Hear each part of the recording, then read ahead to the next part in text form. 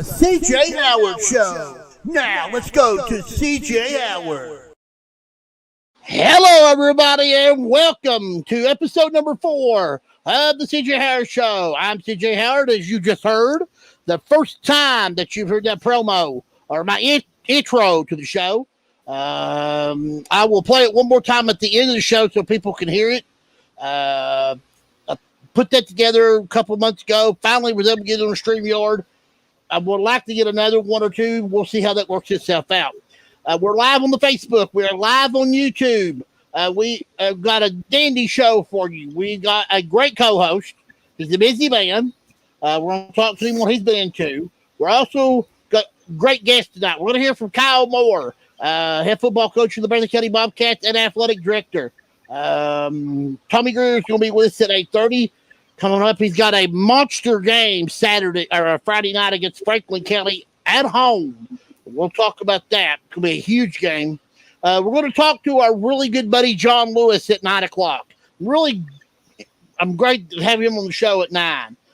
He works for WDRB TV in Louisville.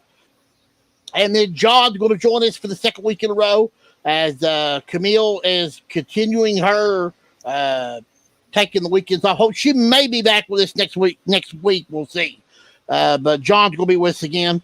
John got a fun experience last week with Jeff Archer. Jeff gave him the do's and don'ts of how to maneuver through WYMT. And I don't know if Tommy's going to do that or not, but Jeff was doing a phenomenal job of it, and John was soaking it in. So we'll see where that goes. But my co-host tonight, former WYMT sports reporter, he's now working in Knoxville for a TV station down there. I'll let him tell you who it is. My good friend, always glad to have him on the show, Tommy Poole. Tommy, great to have you on the show. Thanks, CJ. Good to be here. Good to always host, as always. So I think this might be the third time I've co-hosted with you in about a year or so. So always fun to kind of get on here and talk a little bit about high school sports and what's going on in the Kentucky sports world, too. A lot going on, as everybody knows. Been a lot of last week we had some circumstances that some games got canceled. We had a lot of coronavirus games, mismatches. Pikeville did not get to play in the Pike County Bowl for the first time ever. Of course, Bourbon County felt bad. I know Coach Jones has talked about how he couldn't help it. They would not have had enough to play competitive. So whether get hurt, you don't want to get anybody hurt. You just better off to cancel the game. It was Pikeville tried. They had every media relative out there trying to find them a game, Tommy. They couldn't find them a game. And, coronavirus is worse now than it is last year, but I feel like there is a few things we can do to help ourselves to maybe slow it down a little bit. What are you thinking? Yeah, no, I think it's just one of those things that you kind of saw everything kind of happening around this time last year as well. So that kind of plays a part. School gets back, and there's some studies out now too on that side that's saying that it could be targeting the youth now because the vaccine isn't ready for kids at a certain age. So that could play a role into it. It's kind of crazy that, year and a half in and, we still don't really know anything more about it than what we did a year ago or even a year and a half ago when it first came. So it's just one of those things that continues to change daily. And unfortunately, obviously I know there's a lot bigger things with, this and making sure family members and every citizen stays safe. But, on the sports show and from the sports side of things, it's unfortunate that it changes every day for our schedules again, something that happened last year too. I know that it was one of those. I think that's actually how we got kind of the YMT half hour block started, is because, it was something where we could get on and, you and somebody at WYMT could chat about what the cancellations were because they were changing every minute. So, well, we've got one already. For games for this week. Let me find my schedule. Where'd it go? I got so many notes here. Bath County and Powell County already canceled coronavirus, and it was Bath County's. Guessing this was Bath County's game because Powell has canceled the last 2 weeks. They were supposed to play Breathitt last week and had to cancel coronavirus. Breathitt picked up North, and I think that. So I'm guessing Powell is the one that's got coronavirus. Now I'm expecting a much more of these games to be canceled because some schools are in school now, some are out, they're coming and going, and I don't. We got 4 big games on the schedule this week. Corbin, Franklin County, that's at Corbin. That's probably the best game of the day, I think. Hazard, Breathitt County, big game for Hazard because they need to go on the road and show dominance. They showed dominance at home. So I'm going to mention something about Max Johnson a little bit later in the show. Lexington Christian versus Belfry. Belfry needs to win. They're 0-2. I don't remember when Belfry's ever been 0-2. Lexington Christian got a huge win last night over Boyle County. Went down to Boyle County and beat them at Boyle. So that tells you a lot about Lexington Christian. And then Somerset's on the road at Beechwood. And Somerset didn't play this week because of coronavirus. Beechwood they just destroyed Painful.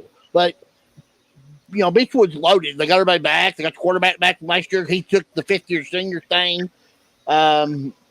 Another game, a couple other games that catches my mind. We got Johnson Central playing Bishop Sycamore out of Cumberland, Ohio. I don't know much about them. And then this is a nice game here. I think Pulaski County, Lincoln County game will be a really nice game if they get it in. So we got a phone call. Let's go to the phone line, see who we got here. Okay, I think it's Ryan Farmer. We're going to step up here. Go ahead, Ryan. You're on the TJ Harris Show. I'm doing well. How about you? I'm okay. I just on the last question last minute. I didn't have that prepared. I'm going to get anyway. There was 4 A's, 4 plays. Now there were 6 plays.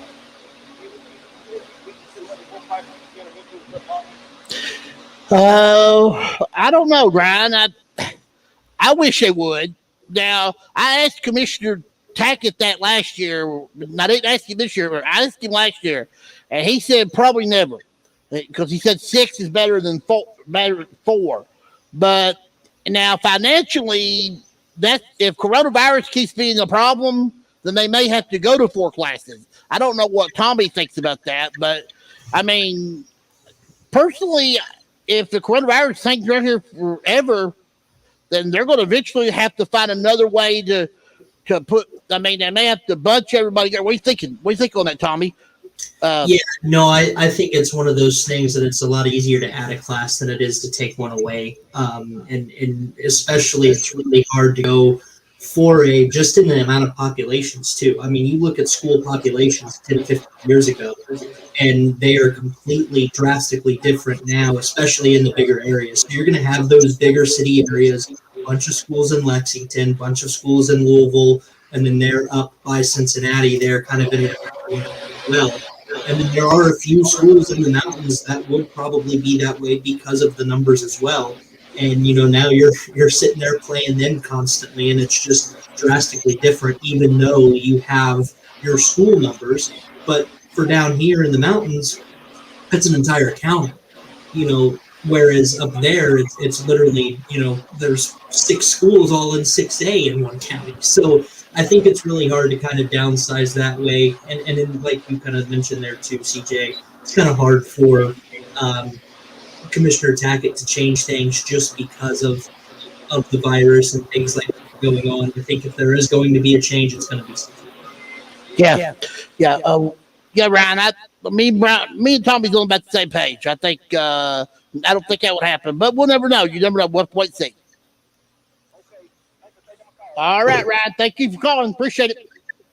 All right, Ryan Farmer. We've got Mr. Kyle Moore joining us. I'm going to try to get him in here. I don't see his picture, but see if he can hear us. Coach Moore, are you there?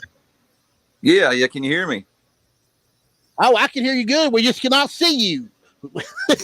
We cannot see you, but we can hear you. I'm not too tech savvy.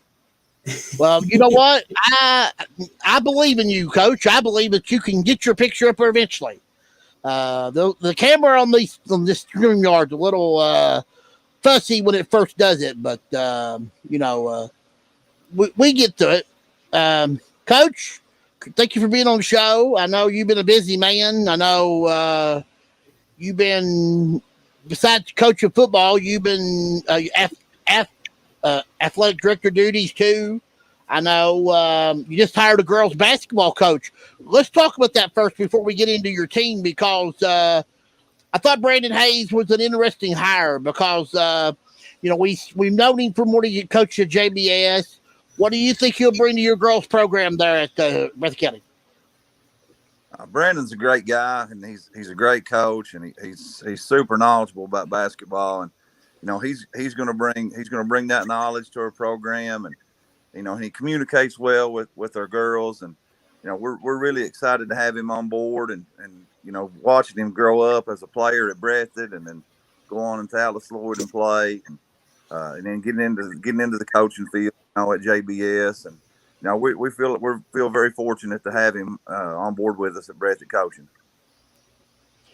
I'm guessing you were really glad to get that search over with, because I know it took a while. You wanted to get the right candidate or person in there. I know being athletic director is not an easy job. It is very difficult. Mark Collett, who's one of my heroes, is athletic director at Let's County High School, and they drive, it drives you guys nuts sometimes, because you got, let's just use an example. You think you're playing one team, and being athletic director, you have to turn back and you're not playing that team. You got to find somebody else to play. Yeah, it's been difficult, especially for us. First two games getting canceled, and that I think that's across the board in the whole state right now. You look on we have a listserv, and there's somebody looking for games every day, and that's just the world we live in right now, and it's unfortunate, but it's part of it, and we just have to adapt, and it is very time consuming to have to look for those type of games, and we got other sports going on, and try to get a team ready to play one team, and then that falls through, and it fell through on us on Thursday both of the last 2 weeks, so you go into games really kind of blind, and just doing the best you can do, and I'm proud of our guys for the way they've battled. You faced two good football teams, though. Dunbar at Lexington, who's really highly rated, lost to a Madison Central team Friday night, who's pretty good, coached by former Breathitt County head coach Mike Holcomb. And then you played North Laurel, who everybody's high on. Everybody likes them very much.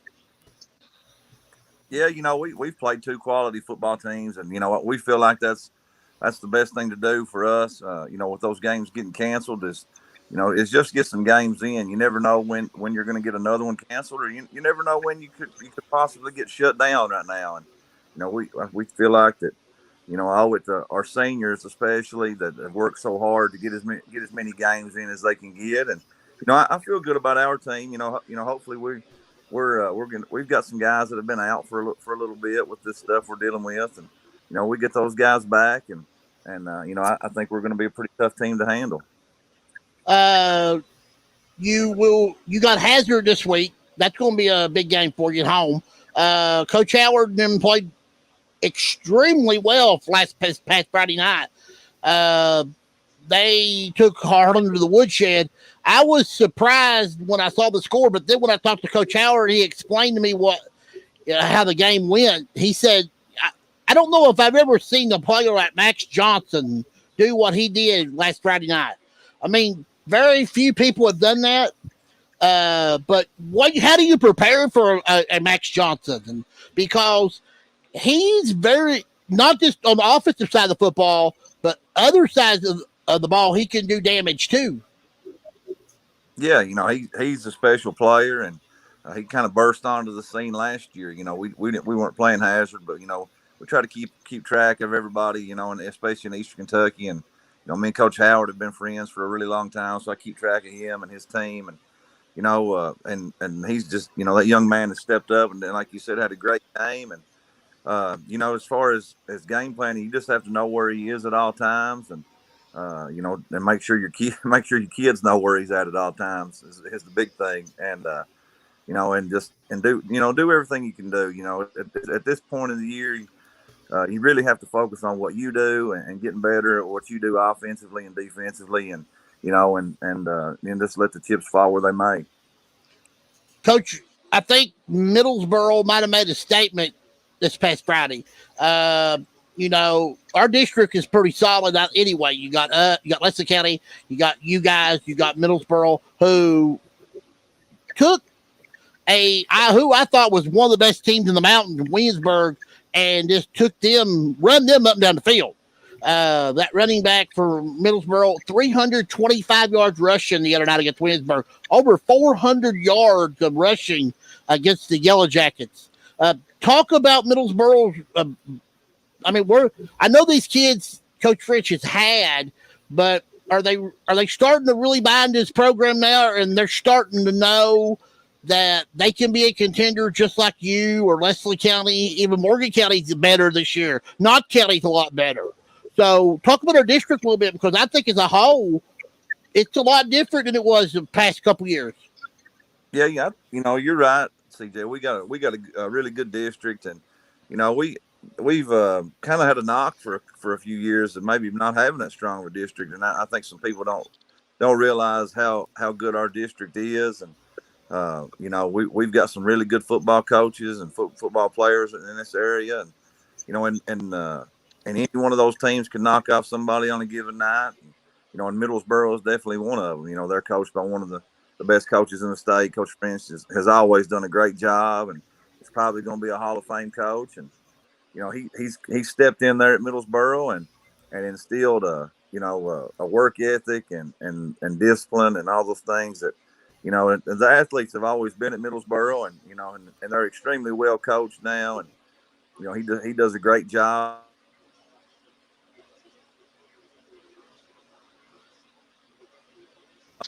And sorry I cut out on you there. That's okay. But Coach French does a great job, and and that score, when you look out there and see that, Williamsburg's a really good football team, and Middlesboro is going to be really, really good this year. Tommy, you got anything you want to ask Mr. Kyle Moore? Yeah, Coach. So two things, actually. First off, kind of piggybacking off what CJ had earlier, as your responsibilities, your AD responsibilities during COVID and things like that, to be switching things up. What's that process when you do have a game fall through? CJ and I were talking earlier about Pikeville and the Pike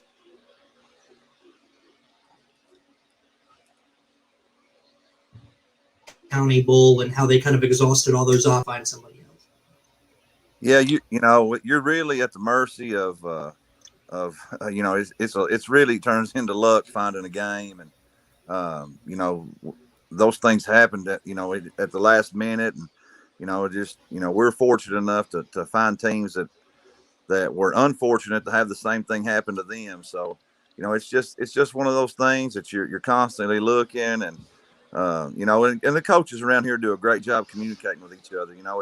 If there's an incident comes up and there's a possibility that something can happen, everybody communicates well and says, Coach, you may keep an eye out, because we don't know what's going to happen this week, and that's about as far as you can go with it, is just trying to stay as well prepared as you can. And the big thing is just being flexible, and sometimes it may require you to go on the road to Dunbar or something like that, but that's just what we're having to deal with, and we're trying to make the best of it. Tommy's circling, so I'll take till he comes back, Coach. But one thing I would mention is that a lot of these teams have found out like on Thursday or Friday, and I know that has to be hard, because you spent the whole week preparing for one team, and you have no time to prepare for the other. So how do you get a quick game plan together like that? Because it has to drive you nuts to say, okay, well, guys, throw that scouting report away, and I got you this one. Yeah, it's difficult, especially I think football more than any other sport, football coaches are used to having a pretty laid out plan. I'm doing this on Monday, this Tuesday, this Wednesday, this Thursday, and then playing Friday. And, and you put a lot of work into that, and then that gets disrupted late. And, you have to just, like I said earlier, just try to focus on doing what you do offensively and defensively better, and just getting better every day as a team, and sticking to, a lot of times you're sticking to those fundamental things, and it kind of limits you on some things that you can do creative wise as far as game plan goes, but you really have to focus on the fundamentals.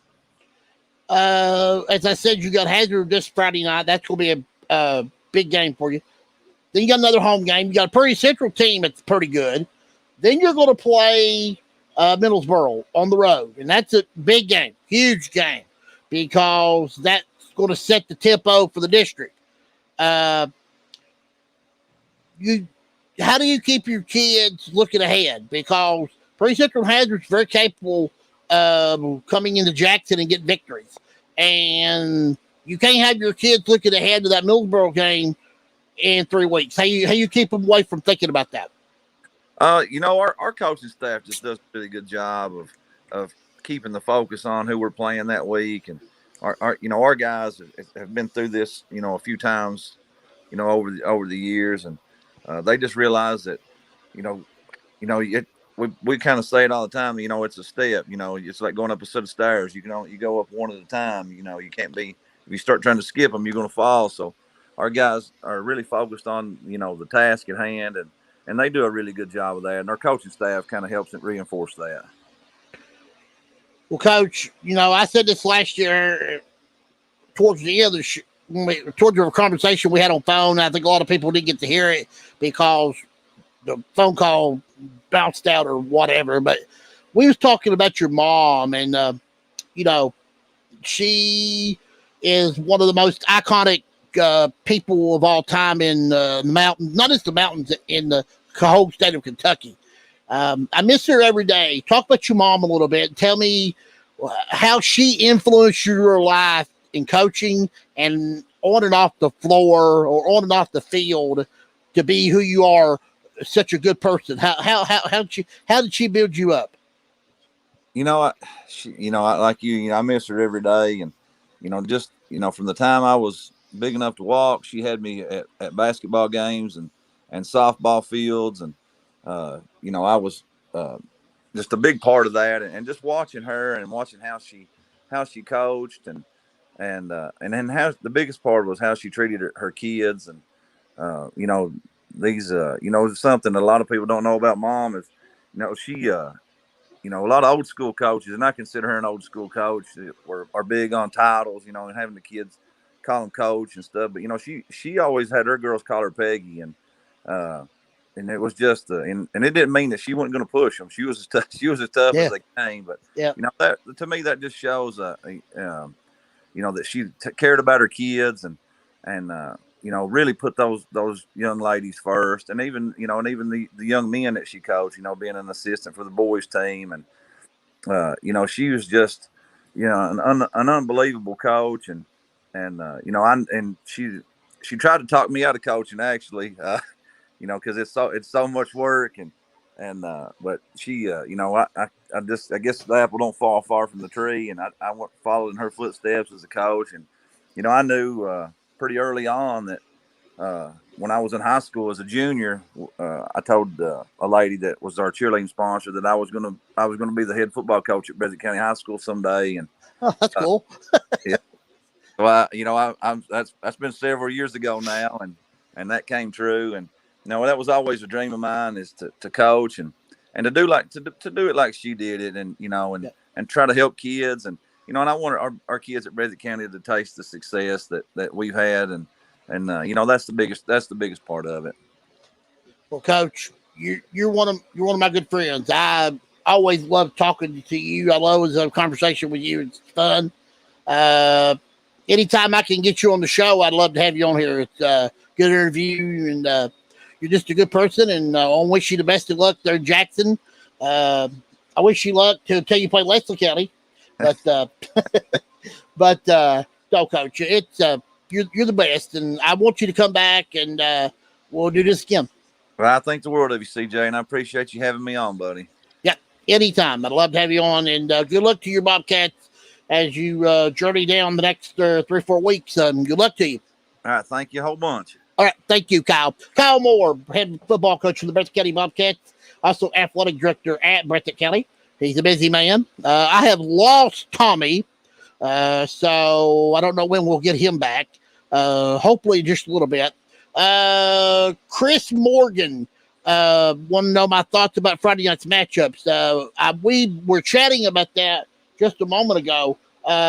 We mentioned some of the games, Franklin County and Corbin at Corbin.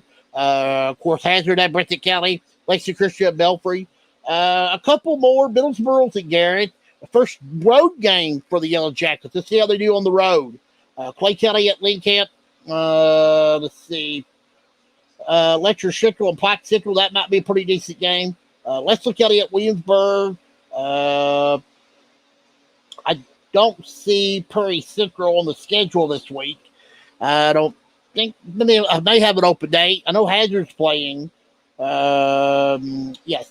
There's 2 games on Saturday. Greer Central and Southwestern both play on Saturday. Now, as we said, the schedule could change. We do have a Thursday night game. Harlan and Jenkins playing their first home game in 3 years.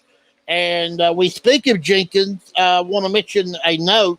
I don't know when this was done, but this I think it was done Friday or Saturday. Jenkins named the gym floor after Whitney Creech. Whitney Creech, if you know her, she's the all-time leading scorer in Kentucky girls basketball in the nation. It's now Whitney Creech Court. So what an honor for her. I would presume they've done that and shown her. They will bring her back for a later game and give her due and let her see it and everything. Of course, she's one of the greatest basketball players that ever played in the 14th region and the state of Kentucky. But I thought that was a great honor.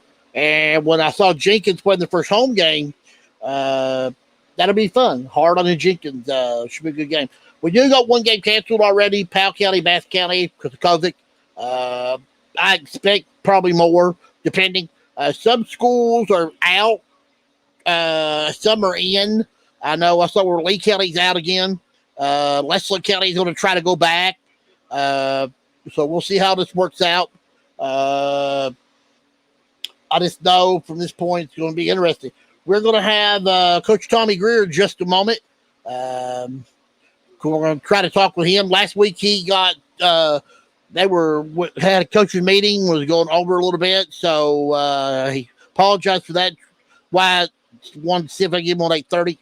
9, we're going to have John Lewis, former Leslie County boy. We'll talk with him. I always love to talk with John. Then we're going to talk with John Lowe at 9:30. Talk over week 2 scores and go over week 3 schedule. But I got a side note on Max Johnson. Oh, by the way, somebody asked last week about quarterbacks. Wanted us to talk about some quarterbacks. Now, I'm hoping I can get Tommy back here because I've got a list of quarterbacks that I want to mention. Now, some of these stats are not updated. So, I'm going to mention these quarterbacks. These are some of our better quarterbacks in the mountains. Now, if I miss somebody, please leave me a message in the comment box because I went by the quarterbacks I saw. These are some of the better ones I saw with numbers. But let's just mention a few of them. Jalen Turner from Breathitt County. Landry Collins, he's a freshman at South Laurel. Now, he had a nice opening game against Harlan County. Don't know what he did against Estill, but watch out for him. There's going to be a big future for him. Mac Warren, the new quarterback at Knox Central. I think he had a pretty big game the other night against Bell. Speaking of Bell, and I forgot to mention Coach Moore when he was on there a minute ago about Coach Dudley Hilton getting his 400 win. Congratulations to him. So 400 win for Mr. Dudley Hilton as they beat Knox Central. Cameron Barnett, he's just not a great football player on the field, but he's a great basketball player. He's probably one of the top 20 players region in the state. I think he's one of the best basketball I've ever seen. Tate Rice, saw him Friday night. He put a decent game, but that wasn't the story. Clay County rushing for over 300 some yards. That was the story as they just ran Wesley County out of gas there at the end. Corbin's Cameron Combs, Pulaski County's Drew Person. We're getting, I hope that Coach Tommy doesn't know how the show, okay. Well, he'll get better. Yeah, he'll get better. Yeah. Keep going. Drew Paulson from Pulaski County. Dylan Burdine from East Ridge. Now, I tell you what, he's made a total difference in East Ridge's offense. They're totally different. We'll talk more about that later. Shelby Valley's Russ Osborne. Sidney Bowman at Williamsburg.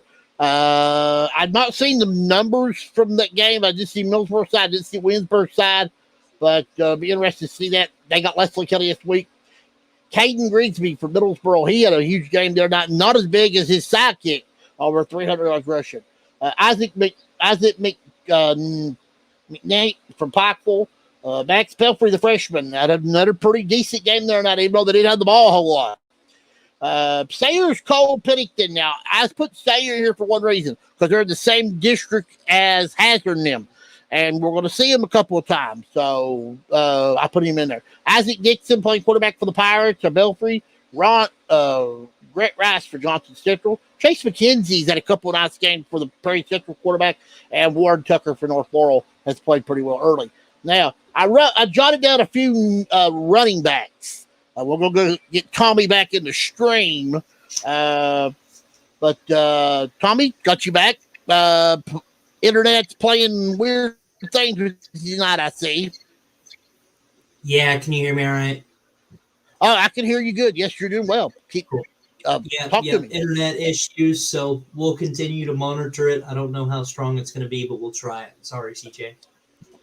That's not your fault. Trust me, I've had my fair share of internet problems. One night, I think I told you a story. Tommy and them just took the show over. I disappeared, and they couldn't hear me and anything. It was just a bad situation, but I'm glad they finished the show, because I certainly couldn't, because I couldn't get back on. We were talking about Coach Moore answered your question. And he talked about how difficult it was, and then how to get those games at last second, prepare for them. And he also we talked about his mom. I don't know if you knew his mom very well, Peggy Moore. What an icon she is to Eastern Kentucky sports, not just Eastern Kentucky, but the whole state. What she done for women's basketball, she really changed it. And we talked a little bit about that with him. So, but right now, I'm just mentioning some quarterbacks. I got a list here of some quarterbacks that, some of these names you've heard, some you've not. I'll go over them again since Tommy's back. He can give us some comment on until we wait for Coach Greer. Jalen Turner from Breathitt County. Landry Collett, he's a freshman at South Laurel. Warren Mack, he comes from Corbin, I think. Now he's at Knox Central. Cameron Barnett at Bell County. Tate Rice at Clay County. Cameron Combs at Corbin. Pulaski County's Drew Paulson. Dylan Burdine at East Ridge. He's really turned East Ridge around. Shelby Valley's Russ Osborne. Sidney Bowman at Williamsburg, which we know how good he is. Kay Grigsby at Middlesboro. Isaac McNaught at Pikeville.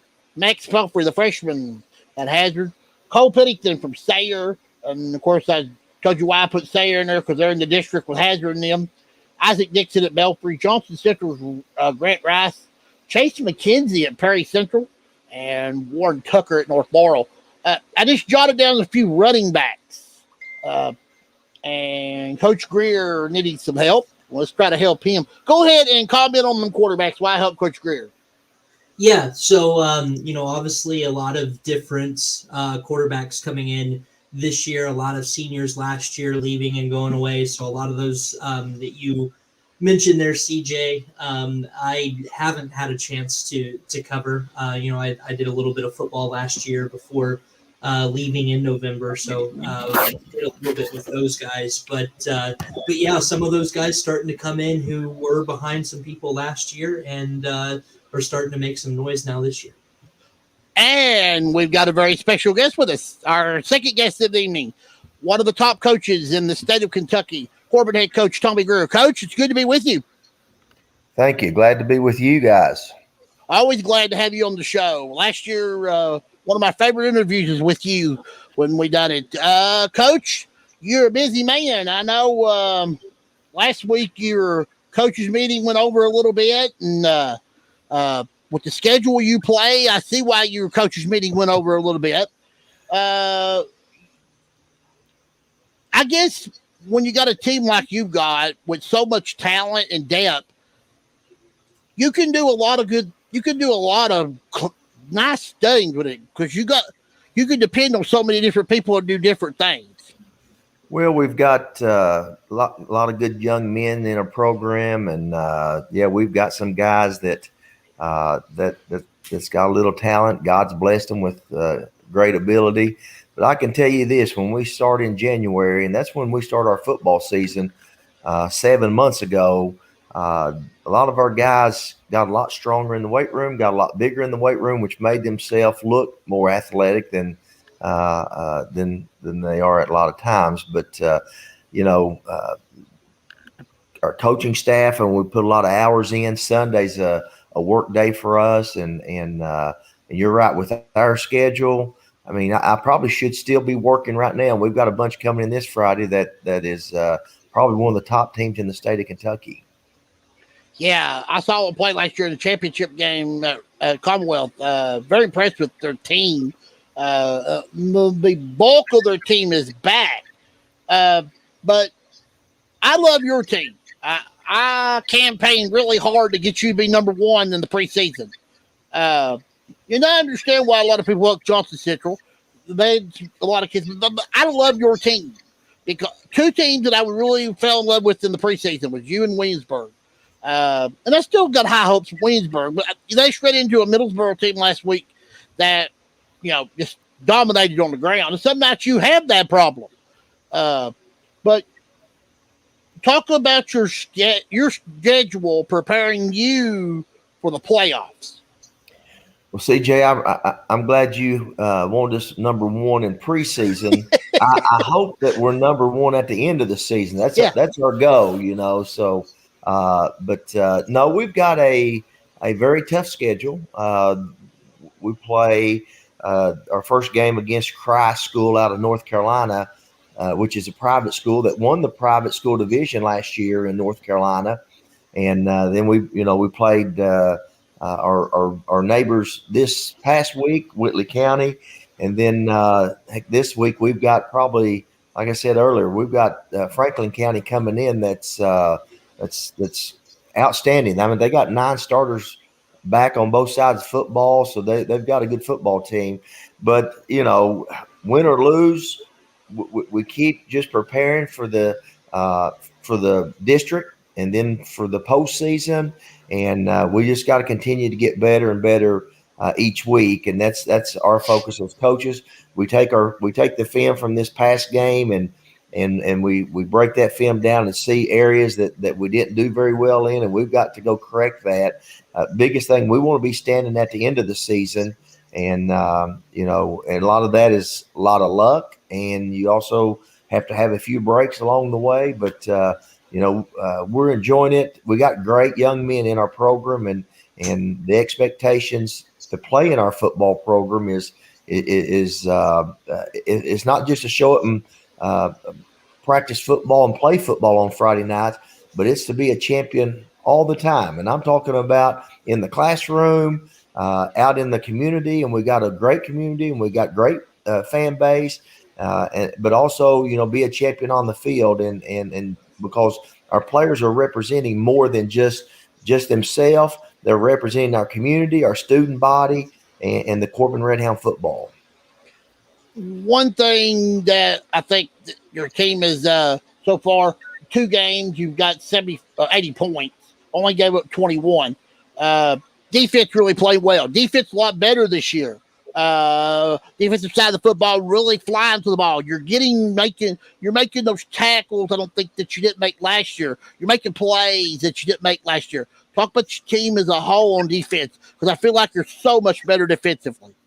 Well, we've got a good defensive group, and those guys, it's not one or two standout players.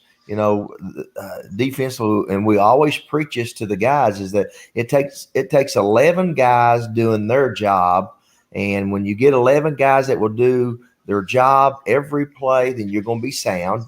You got to fly to the football. You got to be very physical, and so we try to do that. But I can tell you, the best defense is when you got a good offensive team that can control the football and keep the other team's offense off the field.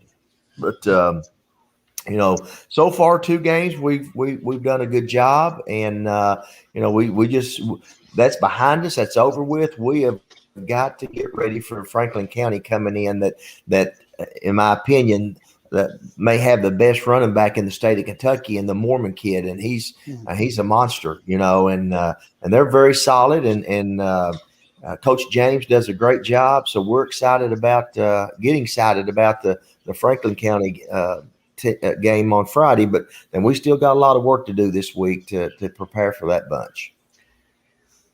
Are you concerned with the virus? I know you've done a really good job of keeping your kids from staying away from it, and you have a lot of kids too. If you was to have 1 or 2 get sick and you had to quarantine, you still would have enough to probably still play. But what are you doing to keep them safe? Because this is the most important thing about keeping them safe. Well, here's the biggest thing. It's real, and there's so many people here that think that it's not real. They think that, there's people in our community. There's, CJ, last week we lost a football coach because of the virus in the state of Kentucky. Jamie Kennedy, and so, it's not only keeping our players safe, it's also trying to keep our coaching staff safe, and which most of our coaches have had the vaccine, and so that's one thing that we've done. From the player side of it, we don't we're going to come to practice, and then we're going to get in the locker room, get changed, and get back out of there. We're not hanging around, spend a lot of time just sitting around chit chatting. You got to keep your space, keep 6 feet, 3 feet away from each other while you're inside the buildings. When you're outside, that they say, and that's the experts, they say that outside it's not as contagious. And so far, knock on the wood, we've been blessed. We've not had the first positive case. We've not had the first sickness in our program. And, we've got to continue to do what we're doing and just keep our young men safe, and keep trying to educate them about the virus. That right there is the most important thing you said, educating, because they need to remember, they need to take care of themselves. This virus is so real and so dangerous that, just like you mentioned, the coach passing away, and we want to give our condolences to them, but this is nothing you play around with. If you play around with it, you ain't going to be around very long. Amen. It's you're exactly right. And we talk to our young men about getting the vaccine, and really that's a family decision. We're not one way or the other with it. I can tell you this: the more players that we have that has the vaccine, then the safer it's going to be. I know this. I read an article on the University of Alabama, and they're probably 125 players. That one player out of that roster at the University of Alabama did not get the vaccine. The other 100 plus had the vaccine. So we just we try to educate them and talk to them about it, and just really try inside when we still got to watch film and study film, but we got to space out. We got to make sure we've got masks on inside the buildings. Tommy, do you have anything for Coach Greer? Yeah, Coach, talk a little bit about, obviously, your senior Travion Longmire and junior Dakota Patterson, obviously still getting numerous looks like they have been, last 2 years, really, from different colleges and stuff like that. How have you noticed your opponents and teams kind of doing some more game prep and studying for them, how have you kind of noticed the different challenge on that side? And then also still speaking to their athletic ability as well, with that wrinkle and teams being more prepared for them and paying more attention to them, still being able to have 9 receptions in that first game, 81 yards combined between the two of them and a touchdown with Travion. Just talk about how they've been able to do that, even though, continuing to gain eyes not only at a collegiate level, but through your opponents as well. Well, first of all, both of them are great young men, and I can tell you that they both come from good family. They come from a good support staff that not only do they require them to be good young men, but they're going to put academics first. Both of them, God has blessed them with all kinds of ability.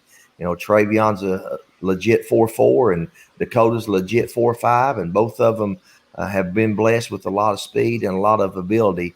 And they both are. I'm telling you, if you were around, they smile all the time.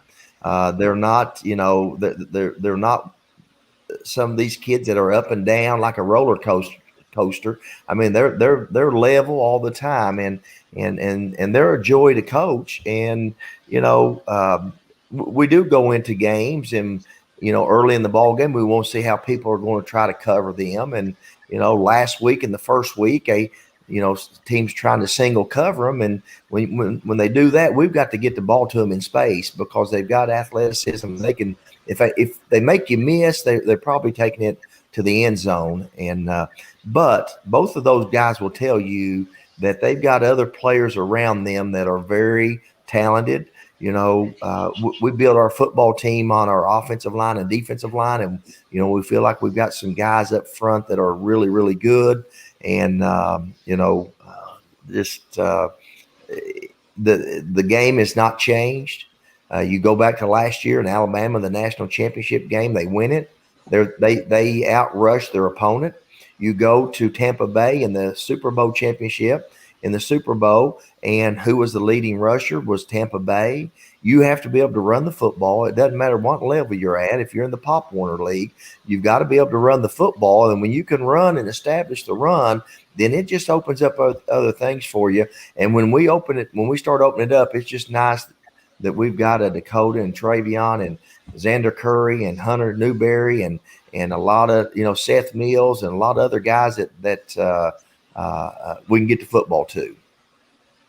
You talked about rushing. Obviously, you guys are able to do that this year as well. Very well-powered offense. Speaking of those two, again, I mentioned the offers and things like that. I'm pretty sure both of them have offers from both Kentucky and Tennessee. Being so close to the border, do you have any pull in that, Coach? Are you trying to keep them here in Kentucky in the Bluegrass State? Or I know some of them might be tempted to go down to that evil school down south. Now, Tommy, you and I both are Tennessee fans. I love the Vols, and I'm a volunteer fan, and I kind of grew up around Tennessee, and a lot of people don't know that my high school basketball coach was Rodney Woods.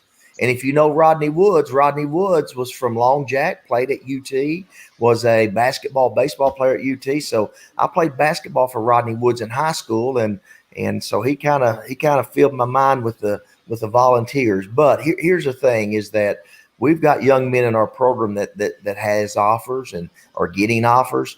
I stay out of that. That's not a head coach's decision. That is a young man and his family's decision on where they go. And there's times they'll say, Coach, what do you think? It doesn't matter what I think. It matters to you and your parents, because I'm not going to be there with, they've got to go lay their head on their pillow when they're in that dorm room and have to study and go out there and work and grind every day. So, which, Travion's committed to UK, and they've got a very gifted young man. And again, both of them are very, very talented, but they are both better young men than they are football players. Well, after finding out what side you lie on there, Coach, I'm glad you stay out of that. and no, I might be down in Knoxville now. I may live here now, but I'm still not converted yet. Still not converted. But hey, season's starting here soon. I have a feeling it may not take too long just being down here. Yeah, they Okay, love we the got ball. sorry guys, I got a phone call. Hold on a minute. Go ahead, caller. You're on the CJ Harris Show. Hey Trent, how you doing? Yeah, this everybody. This is Trent Asher playing down at Georgetown. Trent, it's good to hear from you. What's going on with you?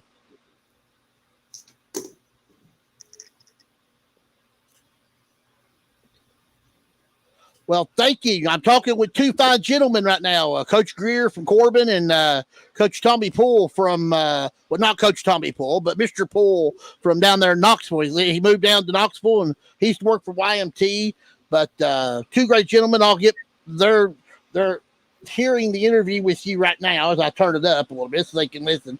But Trent, how's things going down at Georgetown?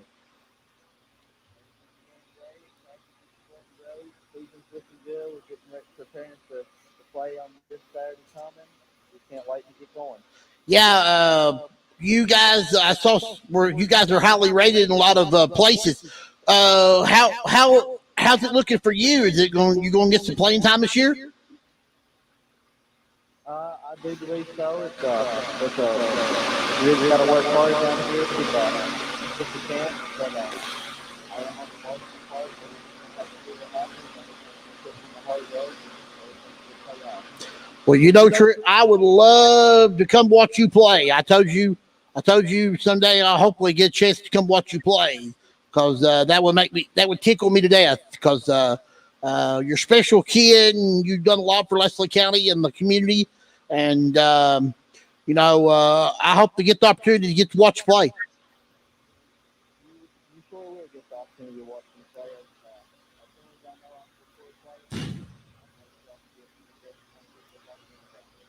Well, you send us when you find out the good news. You send us that way, and we'll come support you. Well, Trent, is there anything else on your mind? I know you got a tight schedule. I know they keep you guys moving. So, anything else on your mind? I know you probably got some studying you need to start doing and everything.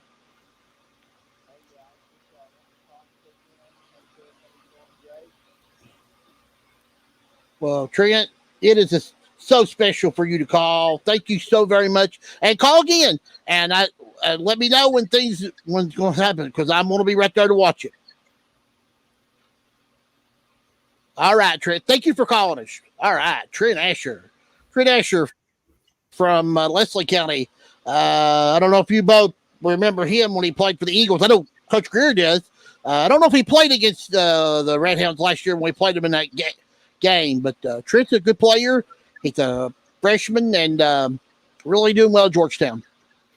Well, but, first of all, I can tell you that Trent is at a good place. I know Coach Cronin, and I know what kind of man he is, and his coaching staff are good Christian men. So, it'll be a good place for Trent. Yeah, he actually got to be a part of the spring activities. He wasn't on the team, but he got to run through all the practices and drills. Now I think this is going to make it easier for him as they go through for the fall program. So I'm excited for Trent because he's a special guy. Coach, you are you're one of my favorite people. Coach Moore and you, and there's a couple others that just, when I talk to you guys, it's so much fun. But what I'm so excited about is your Christian background because you are a strong supporter of God, and that's what everybody should be. And talk a little bit about that because last year you did talk a little bit because your program, I love the way you run it. Well, in Luke it says to whom much is given, much is desired.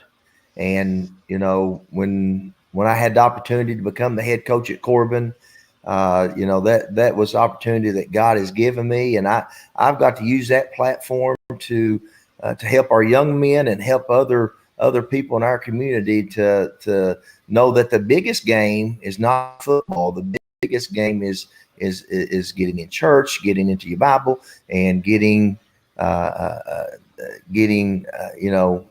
your relationship with God.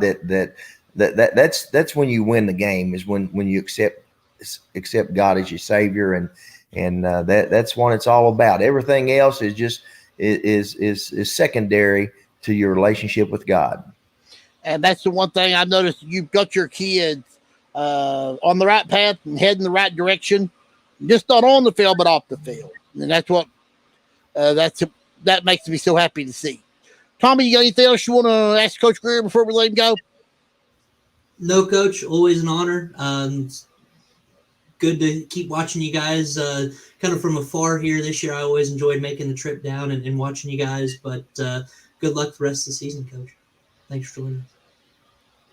Well, I appreciate it, Tommy, and good luck in Knoxville, and cheer on the Vols. And CJ, I sure appreciate you having me on your show. Well, one other thing I want to mention before you go, your district, and one team that's catching my eye is Lincoln County. Just talk about them a little bit, and I'll let you go, because they've been surprising early. I know they're 1-1, but they've been very surprising early. Yeah, Coach Crutchfield does a great job there at Lincoln, and they've got a lot of players returning, and we have to go there for our first district game, and it'll be a battle. We played them twice last year, but that's a little ways down the road. We can't get too far ahead, but I know this, that Coach Crutchfield, when we do go play Lincoln, they'll be ready to go, and I've got a lot of respect for him and his family. I've known the family for I guess 20 plus years, and he's a great young man. Well, the reason why it caught my eyes because they beat Somerset, and then this week they lost to a tough Danville team. So I know they're very well, much better now than they were last year. Coach, I want you back. Would you come back later in the season? I appreciate it. You just let me know, and I'll be glad to join you. And Tommy, you be safe. Thanks, well, Coach. Greer, thank you so much. Good luck to you Friday night against Franklin County. Everybody's going to be watching, and God bless you. We'll see you down the road. Thank you. Go Hounds. Coach Tommy Greer of the Corbin Redhounds. Great interview always with him, Tommy. His faith is what's very impressive about him. Well, and that's what I was just about to say, CJ. Not only a good interview, great coach, but even better man. I mean, I did have the honor of going down and talking to him a few times in person last year, and always a highlight. Love coach, and yeah, like you said, he's a heck of a football coach, but even better man too. And I didn't even point this out to him, but after he plays Franklin County this week, he's got Pulaski next week, then Somerset, then he's open, then he's got Simon Kenton, and then district play, and then he ends the year with Campbell County. I mean, that's a brutal schedule. Oh yeah, and it's something that Corbin always does. They always sit there, and a lot of teams that have. Obviously, every team has higher. They expect to go to state. They expect to make that long run there in the playoffs. But some of those big teams that are really serious about it, they go out and they challenge themselves. We saw it with Breathitt County as well. They've started playing a 6A school. They played a 5A school in North Laurel. Right before playoffs, they'll go down and play Knox Central, or they'll have that at home. They do play Knox Central. I don't know where that game is, but it's like those teams. You go out and play the best, be the best, and try to prepare, and that's exactly what Corbin's doing. Well, Tommy, if you don't know this man right here coming up, you need to. Real quick.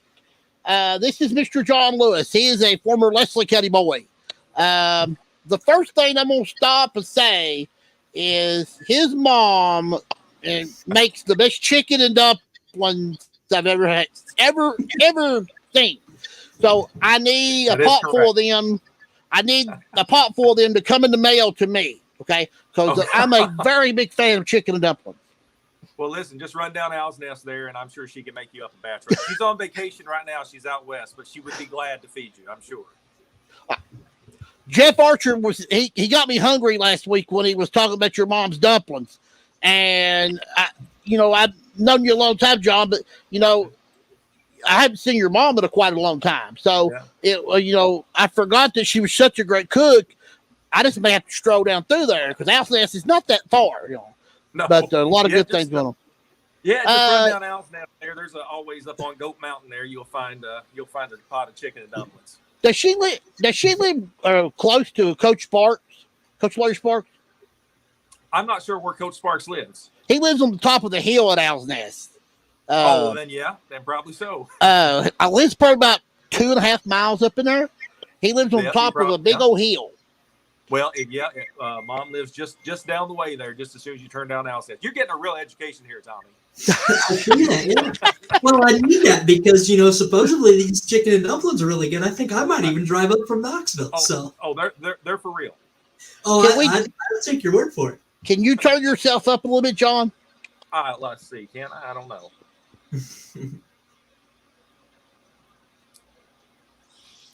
You got somebody dealing with some old technology. Let me maybe if I get closer. Does that help? There you go. Right. Yeah.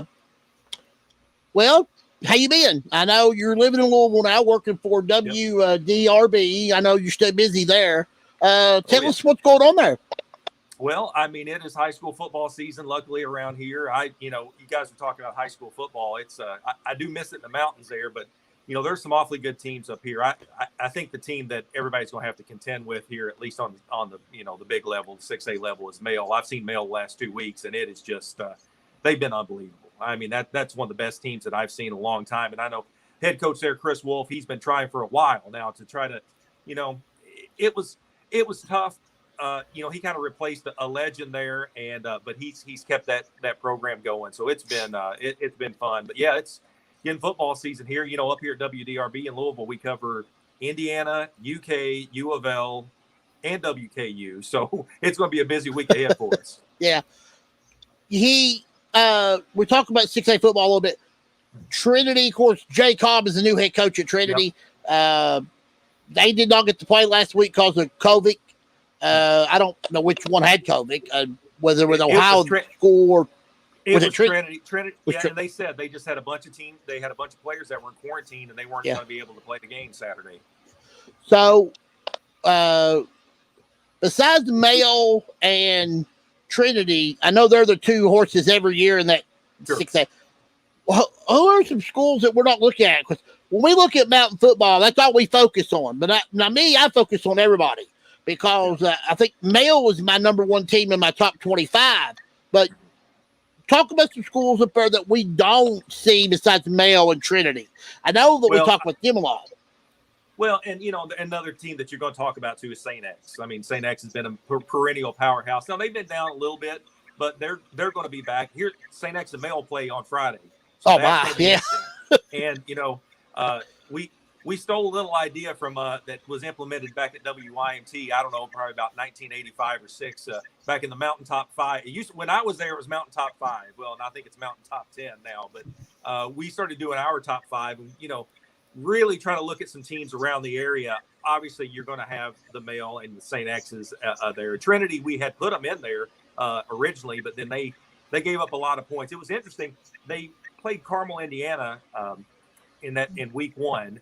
They were up 17-0 and ended up losing the game like 41-36 or something like that. And the 40 points that they had given up was the most that Trinity had given up since the 2002 championship, when they had that shootout between I think it was Male and Trinity in the state championship back in 2002.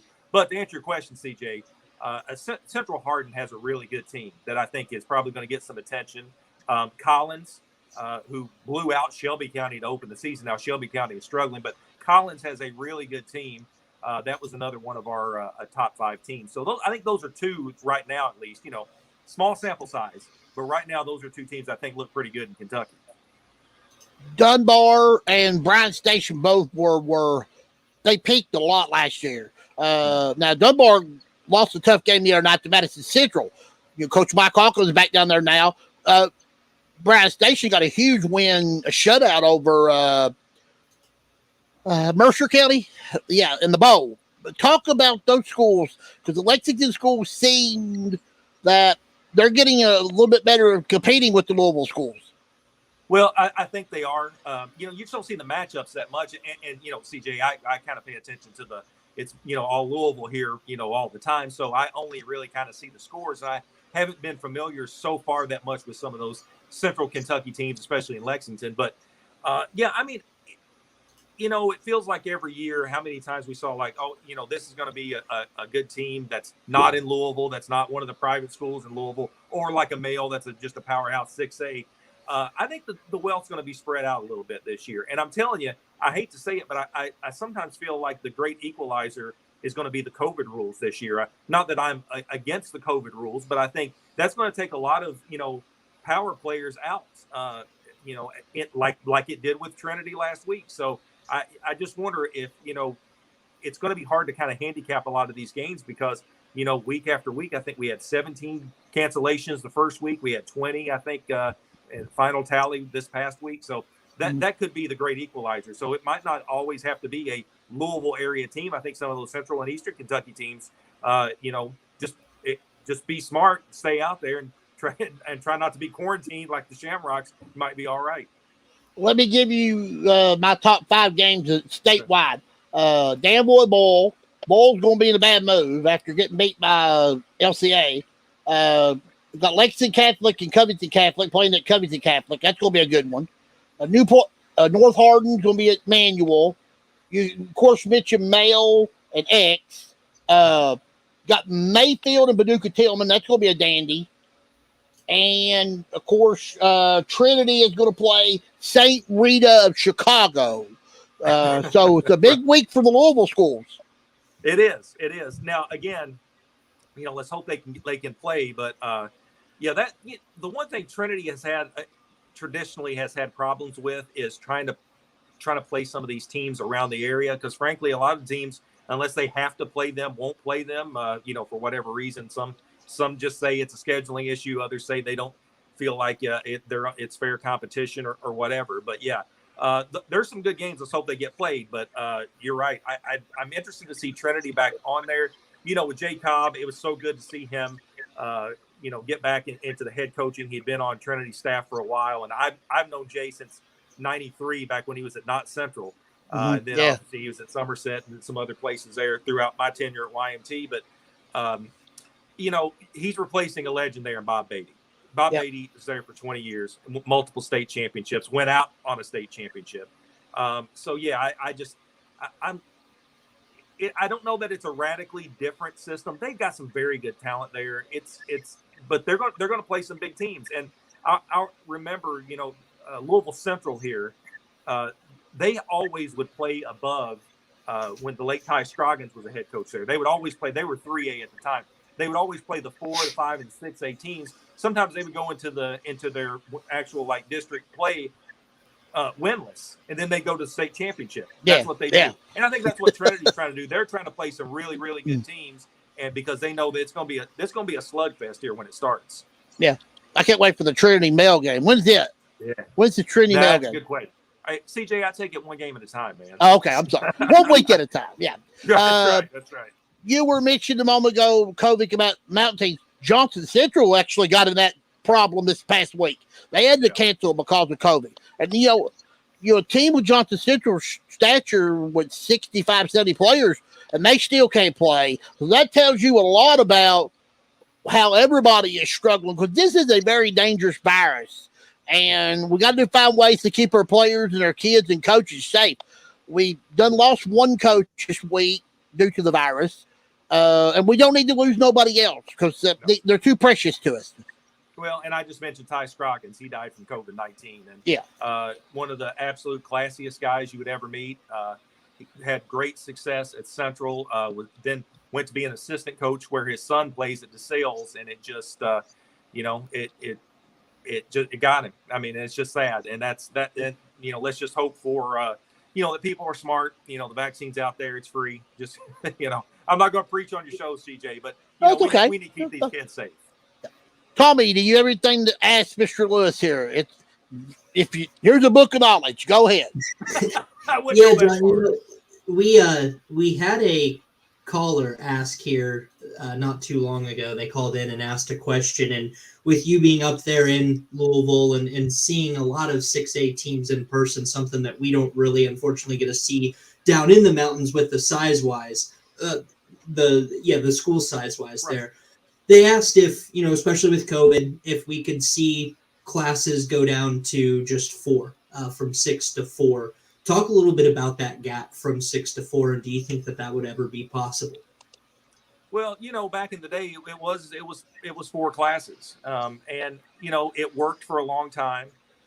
Frankly, I think what happened was, the males and St. X's and Trinities, they needed to move up because it just you were going to get the same winners, every year in that class, and I know the population for a lot of like especially in Eastern Kentucky, my home county, Leslie County, we keep seeing the population, drop and drop and drop to the point where, I mean, honestly, some of these teams that are 2A and 3A could probably play in, A ball if you really looked at, the population and the school population. I'll never say never, but I think it's going to be a very, very long time before that Kentucky ever goes back to 4 classes. Now, could I see it going to maybe 5 classes, maybe getting rid of either single A or getting rid of 6A, making 5? Maybe that could happen. But it's really, there are so many schools that are consolidating too. We have seen that just in the last decade. It's amazing how many teams have consolidated. So you could also see like a lot of smaller teams, the A's and 2A's, maybe turning into a 3A team. So yeah, I mean, I could see 5 classes before I could see it ever going to 4 again.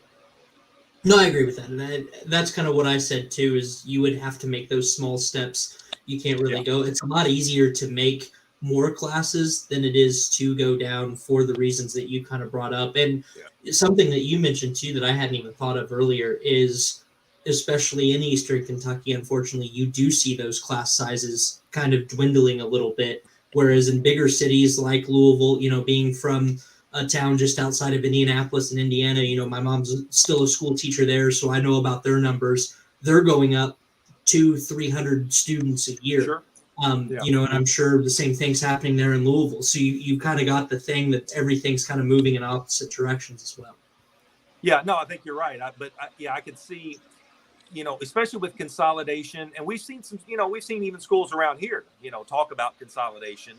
Some of the smaller schools we've seen it's been a long time around here that we've had a new high school around Louisville, but we've seen it in Lexington, we've seen it in Central Kentucky. I don't know about Northern Kentucky, but I bet probably Western Kentucky's the same way.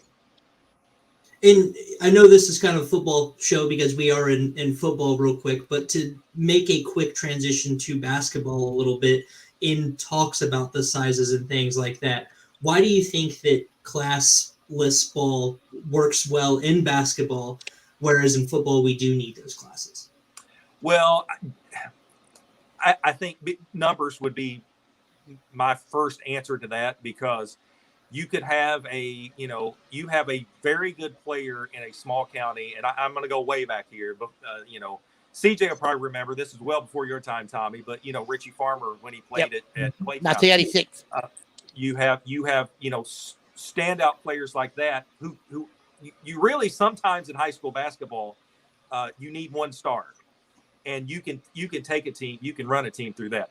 With football on any level, I mean, you got to have 11 guys playing together, and sometimes and that's on one side of the ball. And I just think that's tough. Indiana went to class ball, and it wasn't the same. And I'm not a super traditionalist, because I feel like you can make changes if it makes sense. But I think with the 16 regions in Kentucky, everybody really does have a shot. I don't know that any team doesn't have a shot, especially the way that districts and regionals are laid out. Because back in the day, I remember there was a time when Buckhorn was not very good at basketball.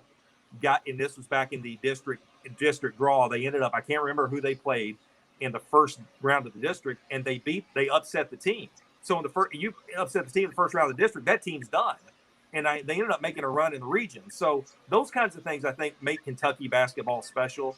and this is a very traditionalist state, and I think they'll probably stick with that. And I can understand that. It's a lot different when you're talking football, as you guys know. I mean, you got to have the numbers. Go onto the KHSAA website and look at the rosters for Trinity and St. X, especially. I mean, they might have some players that 3 players share the same number because they've got so many people.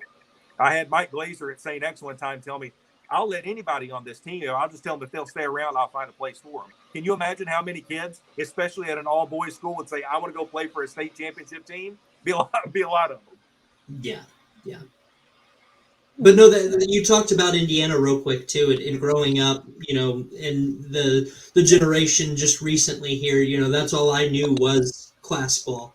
And right. I remember when I, at one of my old stations there in Indiana, in Terre Haute, talking to some of the older guys who had, played ball themselves in the 60s and 70s and stuff like that. They would talk about those stories. And that got me really excited to come to Kentucky and see that because, like you were talking about, John, is it's still that tradition and it was so much fun. And yes, like you said, all 16 teams have a shot. They're there for a reason. You still have your favorites. You still have your long shot underdogs. But just because you are a long shot underdog doesn't mean you can't do anything. I mean, right before COVID shut down the tournament in 2020, South Laurel on the girls' side beat it was St. X, was it not? Or Sacred Heart, I think was Sacred Heart. Yeah, Sacred Heart. So they beat Sacred Heart, and I mean that blew that tournament wide open. Now, Lady Cardinals were probably going to be the favorite after that, but it knocked it open, and that was something that was so exciting, and unfortunately we didn't get to see the conclusion of that. But yeah, just make it, and I'm not saying any other states tournaments aren't as fun or anything like that, but it just brings that new element to it. And I tell you what, one of the most exciting things to cover is, of course, Indiana does it differently than Kentucky because they've got like the semi-state and all that up there. But there's a and Tommy, you're probably familiar with it. There is a gymnasium in Seymour, Indiana, that is close to us here that we drive up to. A lot of our teams from this area, because we cover Southern Indiana, play up in Seymour, and we cover Seymour High School as well. One of the greatest gyms that you'll ever go to, if you're ever in Southern Indiana, just put Seymour High School in your GPS and just run by and watch it and look at that gym. I don't know, it was built maybe the 20s, 30s, 40s, beautiful gym. They always have the big, it's always full. And, COVID, they sometimes pretend it didn't exist up there, but they would always fill that place up, and it's a really cool place. There are some cool gyms up in Indiana. Oh, tons. That's for sure. Well, you got, we talk about basketball. Just look at who made the finals last year, E-Town and Highlands. Nobody would have dreamed them 2 teams would have been there in the final. So tells you anything can happen. And, John remembers this when Leslie County upset Hazard, and the year that Leslie County went to state tournament. They weren't supposed to go. Hazard was an overwhelming favorite to go. They were a 40-point favorite to beat Leslie. And Leslie County upset them and went on to win the region. That was the year that Hazard had those 2 all-stars, Alessander and Sharpie. They were 2 of the best players to ever come out of the mountains. But those were some good memories there. But no doubt. John, I know you've got to go do a sportscast. Yes, sir. First of all, I want to thank you so much for being part with us. Will you come back and will you come back again? Well, of course, anytime. No, I'll talk sports with you guys all night long when I can. Would you come on? I'd like to eventually, if you got a couple of free hours, be a co-host on my show. Would you do that? Yeah. I'm going to dethrone Tommy here. Is that what you're telling me? You might do that one night. Yes, you could do that. Hey, John, if you ever did co-host, the bar is set really low since I'm right here. So no pressure. I doubt that. Yeah. All right. We'll do that sometime, CJ, for sure. Thank you so much, John, for being with me tonight. Right, you be safe and be careful. And God bless you. All right. Appreciate you. Thank you, Tom. Thank you, John. Good man right there. That's a good man. Trust me, his mom's chicken and dumplings are the best you've ever ate. I've heard a lot about them. I tell you what, shows flying away from us. We've had a great show. I mean, great guests, great co-host. I mean, we've broken down a lot of stuff. I don't know if I mentioned Dudley Hilton winning his 400th game. I just want to get your thoughts on that. What do you think about that? Awesome. We talked about Coach Greer, great high school coach. Dudley's another one. I love Dudley. Another one that I would be smiling ear from ear from the time I walked into practice to the time I walked out. And he's been a lot of places. And built a lot of programs up or kind of done some things. Last year, I believe it was last year. No, it was the year before, I guess. The 2020's kind of thrown me for a loop as far as time awareness goes, especially with sports and the events and stuff like that. But I guess it was the year before. It was because Camille was just coming in, so she didn't really partake in any of them. But Willie Hope and I did some Living Legend series for WYMT, and we went through and did some of those football coaches, and of course Tom Larkey was one, and then Dudley Hilton obviously was one of those two. I was trying to figure how many coaches have 400 wins in football. I need to look that up and have a number for everybody next week. Yeah, I can find that for you right now. I know that Dudley got 400, got there now. Mike Holcomb's he 400? I believe so, because Larky's at 3. Yeah. I'll look that up, CJ, and I'll get that for you here in a second. I did have a list of the all-time winningest coaches, but I lost that list. I don't know where I misplaced it. But I think the Redmond guy was the all-time winningest coach. I think his name was Redmond. But he was a great coach. Barry French is up there, I believe. So Philip Haywood at Belfry. Okay. Yeah, I knew he had over 400. Mm-hmm. Yeah, he's got 403. But that is all, because Haywood is the winningest coach. And maybe this is just an active list. Well, Doug Blankenship says Belfry's coach and Dudley are the only two in Kentucky with 400. That sounds about right. Yeah. Maybe Coach Haywood's the all-time winningest coach of all time. Yes. Yeah, okay. So he's number, okay. All right.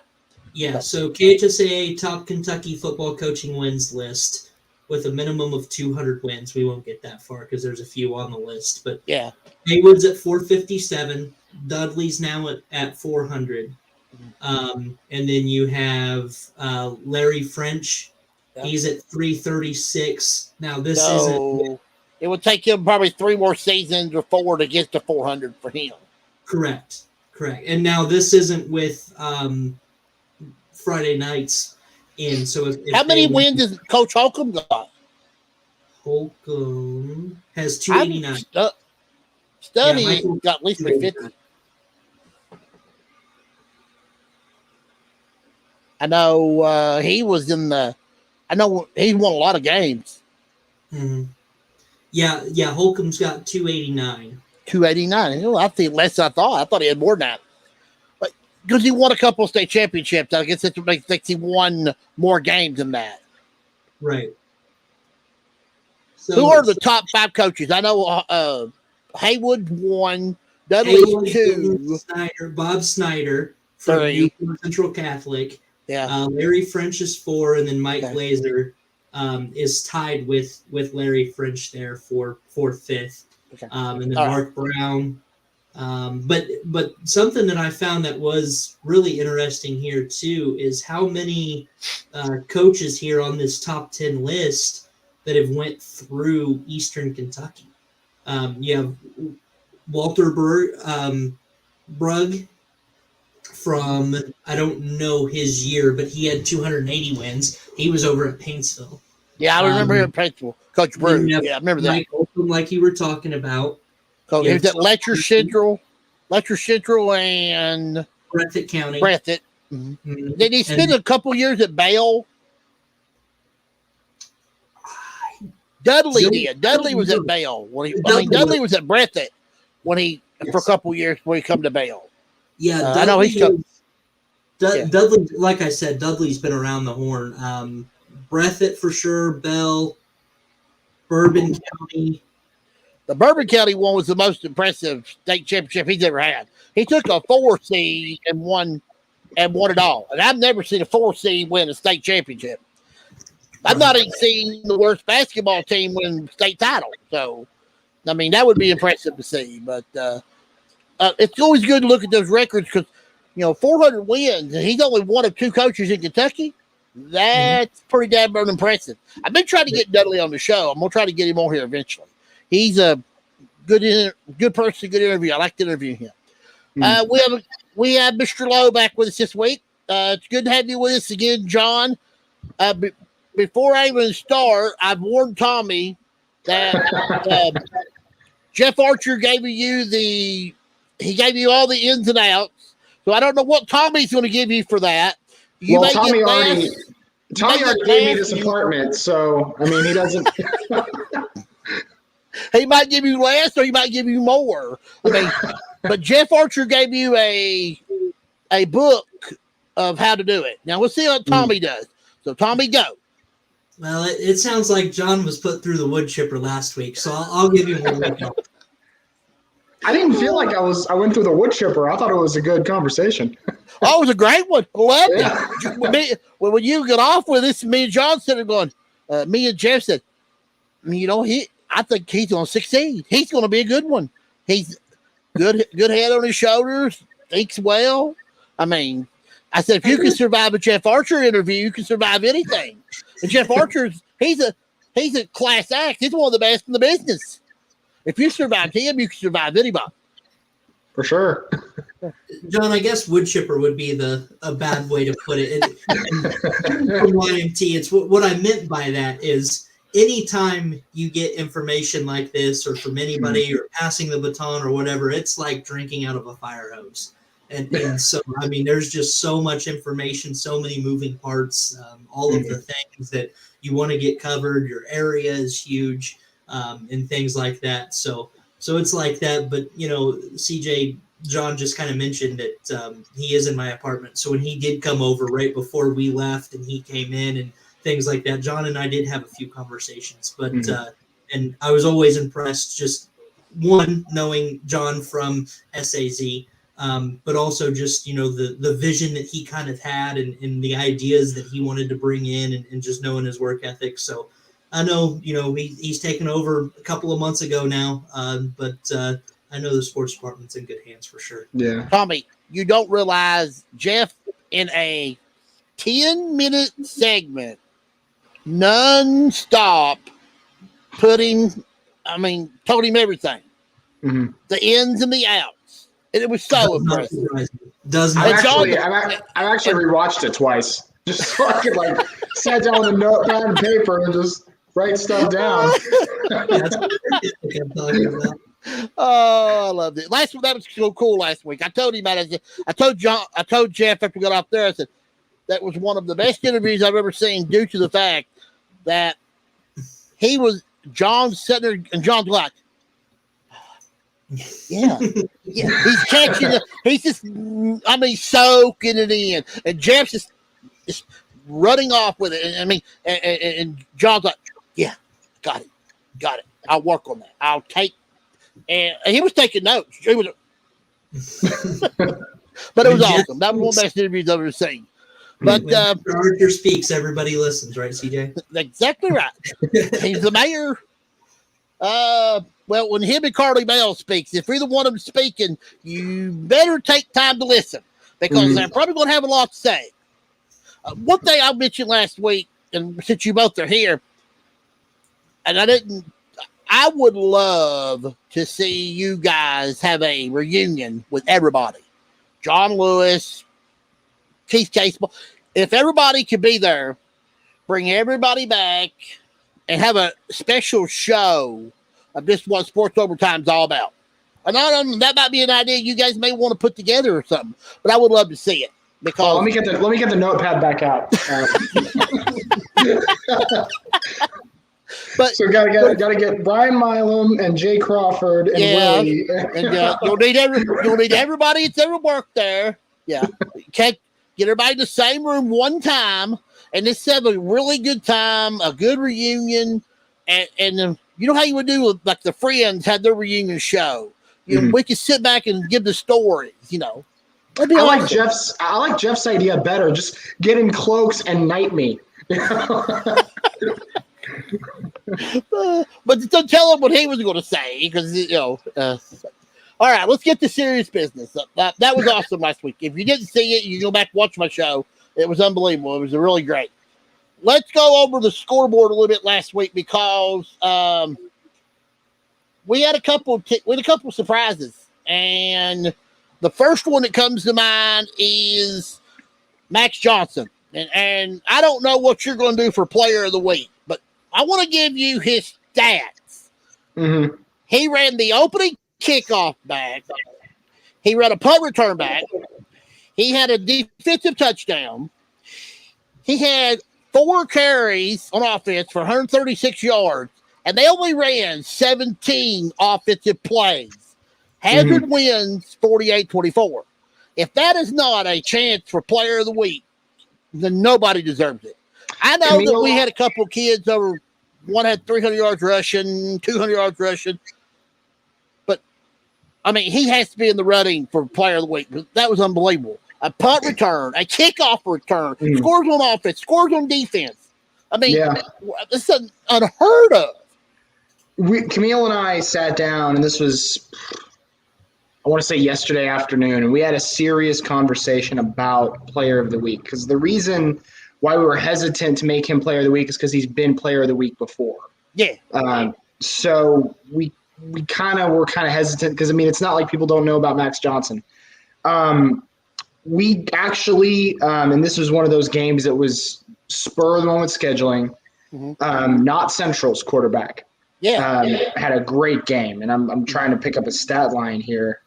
What we're trying to confirm here is that he had a single game passing record with 475 yards and 5 touchdowns. Wow. So let me find him here. But his name is Kaiser Sloan, quarterback at Not Central. So we're looking at him.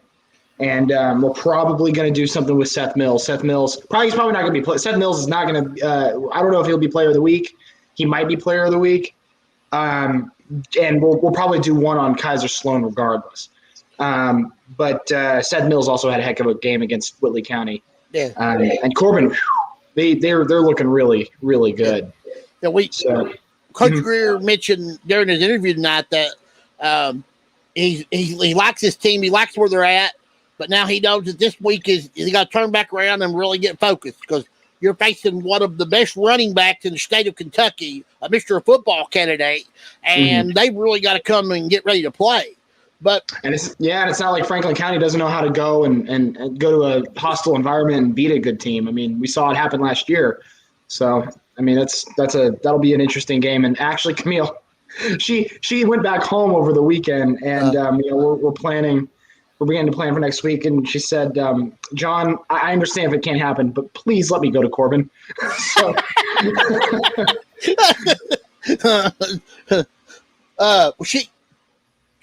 that's cool. Everybody would like to be at that game, because that's going to be a big game. Let's go back to the scoreboard, because we've got a couple of games that surprised me. We were really high on Winsburg. All of us was. You guys were there. I was. Was it a fluke? I don't know. Is Middlesboro better than what we thought? Now I can't say the kid's name for Bazinga, but how you pronounce his name? I screwed his name up 3 times. Okay, well I can't pronounce it. He had over, he had 300 rushing yards the other night, or 200 rushing yards. Winsburg gave up 400 rushing yards to Middlesboro. 2 running backs had over most of every one of their yards. That game was impressive. I couldn't believe that Middlesboro won that bigger score. And I was surprised by Belfry, because I thought they'd play better. I just really thought they'd play better. First time they've been 0-2, Belfry. First time they've been 0-2 since 1998. Camille and I were 2 when the last time they were 0-2. So that's 98. Where was that? 98. I was That was a couple years after Tim Couch. Yeah, that was about right because they left our district after that happened. Mm-hmm. Yeah. And we're trying not to punish them too much, but at some point they got to start winning a game, and it doesn't get any easier. They're playing LCA this week. Yeah, so, we're going to go over that in a second too. Back to Middlesboro. We've already kind of voted on our top 10, and I'm not going to reveal it here. We're going to have to watch tomorrow, but let's just say Middlesboro has piqued our interest. They should have. What they done against Hazard and what they done against Williamsburg, we'll see. They got a big road game this week. I mean, they've been at home the first two games. Now let's see what they can do on the road. We'll go over that in just a minute. I thought Pulaski County, for playing a last moment game against Lexington Catholic, really proved themselves. I mean, it's a tough loss. I mean, you lead most of the game, you lose it in the end on a field, a 35-yard field goal, something like that. But Pulaski County's for real. I think Prairie Central's decent. I think they're better than what people give them credit for. I was kind of mulling around with them. I didn't think they were top 10 material. I'd have to see that. I don't even know who they play this week. Let me see. I don't have them. I don't have them in the play-in. Yeah, I think they're off this week. Yeah. But because I heard the games I covered was the Betsy Lane game against Morgan County and the McGoffin County Prestonsburg game. So I was driving back on 80, and I was listening to WSGS, and I heard that Perry Central was either they had put a running clock on what was it, Floyd Central? Floyd Central, yeah. Mm-hmm. Yeah, either they put a running clock or they were close to putting a running clock on by the time I got back to Hazard. So and they looked pretty good against Whitley County that first week. I mean, they have to button it up a little bit, but once they got going, they got going. I think special teams is their weak link. Yeah, they have a long snapper that just can't quite do it. But Okay, now let's get to the schedule this week. Let me find my notes. We've already got a game canceled. Powell County and Bath County. On that point, we just found out within the last 15 minutes, Pikeville is going out to Letcher Central. Okay, so Letcher Central was supposed to play Pike Central. So Pike Central is out, Pikeville is in. Yeah. Okay, all right. Pikeville was off this week, wasn't they? Yeah, they couldn't find they were off because they moved the Paintsville game up. They couldn't get an opponent for the Pike County Bowl.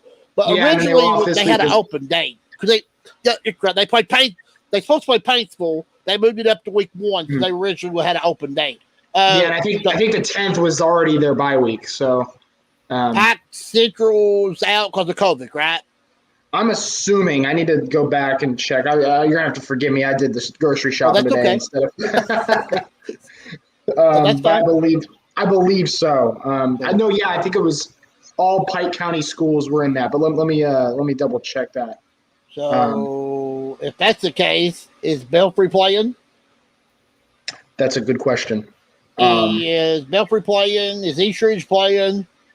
Eastridge is another one that's kind of like I'm not talking about them being in the top 10, but 2-0 for the first time in their school history, Eastridge. And they got Betsy Lane is another team that's I don't know how good they are, but they're capable of putting up fireworks. So listen to this note. Betsy Lane, Morgan County, and Eastridge have more wins than Belfry and let me find another good team. Somerset. Now, does that blow your mind? I mean, 3 teams that probably want to combine 5 games in the past, 6-7 years, have got more wins than Belfry and Somerset. Yeah, that's pretty. I mean, I don't want to blame Somerset too much. Yeah, no, they're young. Yeah, but I'm looking at Pike Central's Twitter page. It says, and this happened within the last hour. It says we're suspending football activities until school returns September 7th. So I can't speak for Shelby Valley. I can't speak for Belfry. I can't speak for Eastridge. I would say the rest of them will probably play. Pike Central was just following protocol. So. Right. Well, another thing you got to consider is this week we got more than just COVID. We got Ida and how Ida is going to affect flood. I mean, you got stadiums like Phelps will probably be hard to play on. Yeah. Trying to think of Paintsville will probably be hard. Well, I don't even think Paintsville plays this week, do they? No. Breathitt County could be a hard one. Yeah. They play on the banks or Jackson. Not Central. Central. Or Southwestern. I can't tell you how many times I went to those games and I can't even move my feet because my shoes were falling off in the mud. But I tell you what, the Maroons and Southwestern alike, those two teams, they love playing in the mud.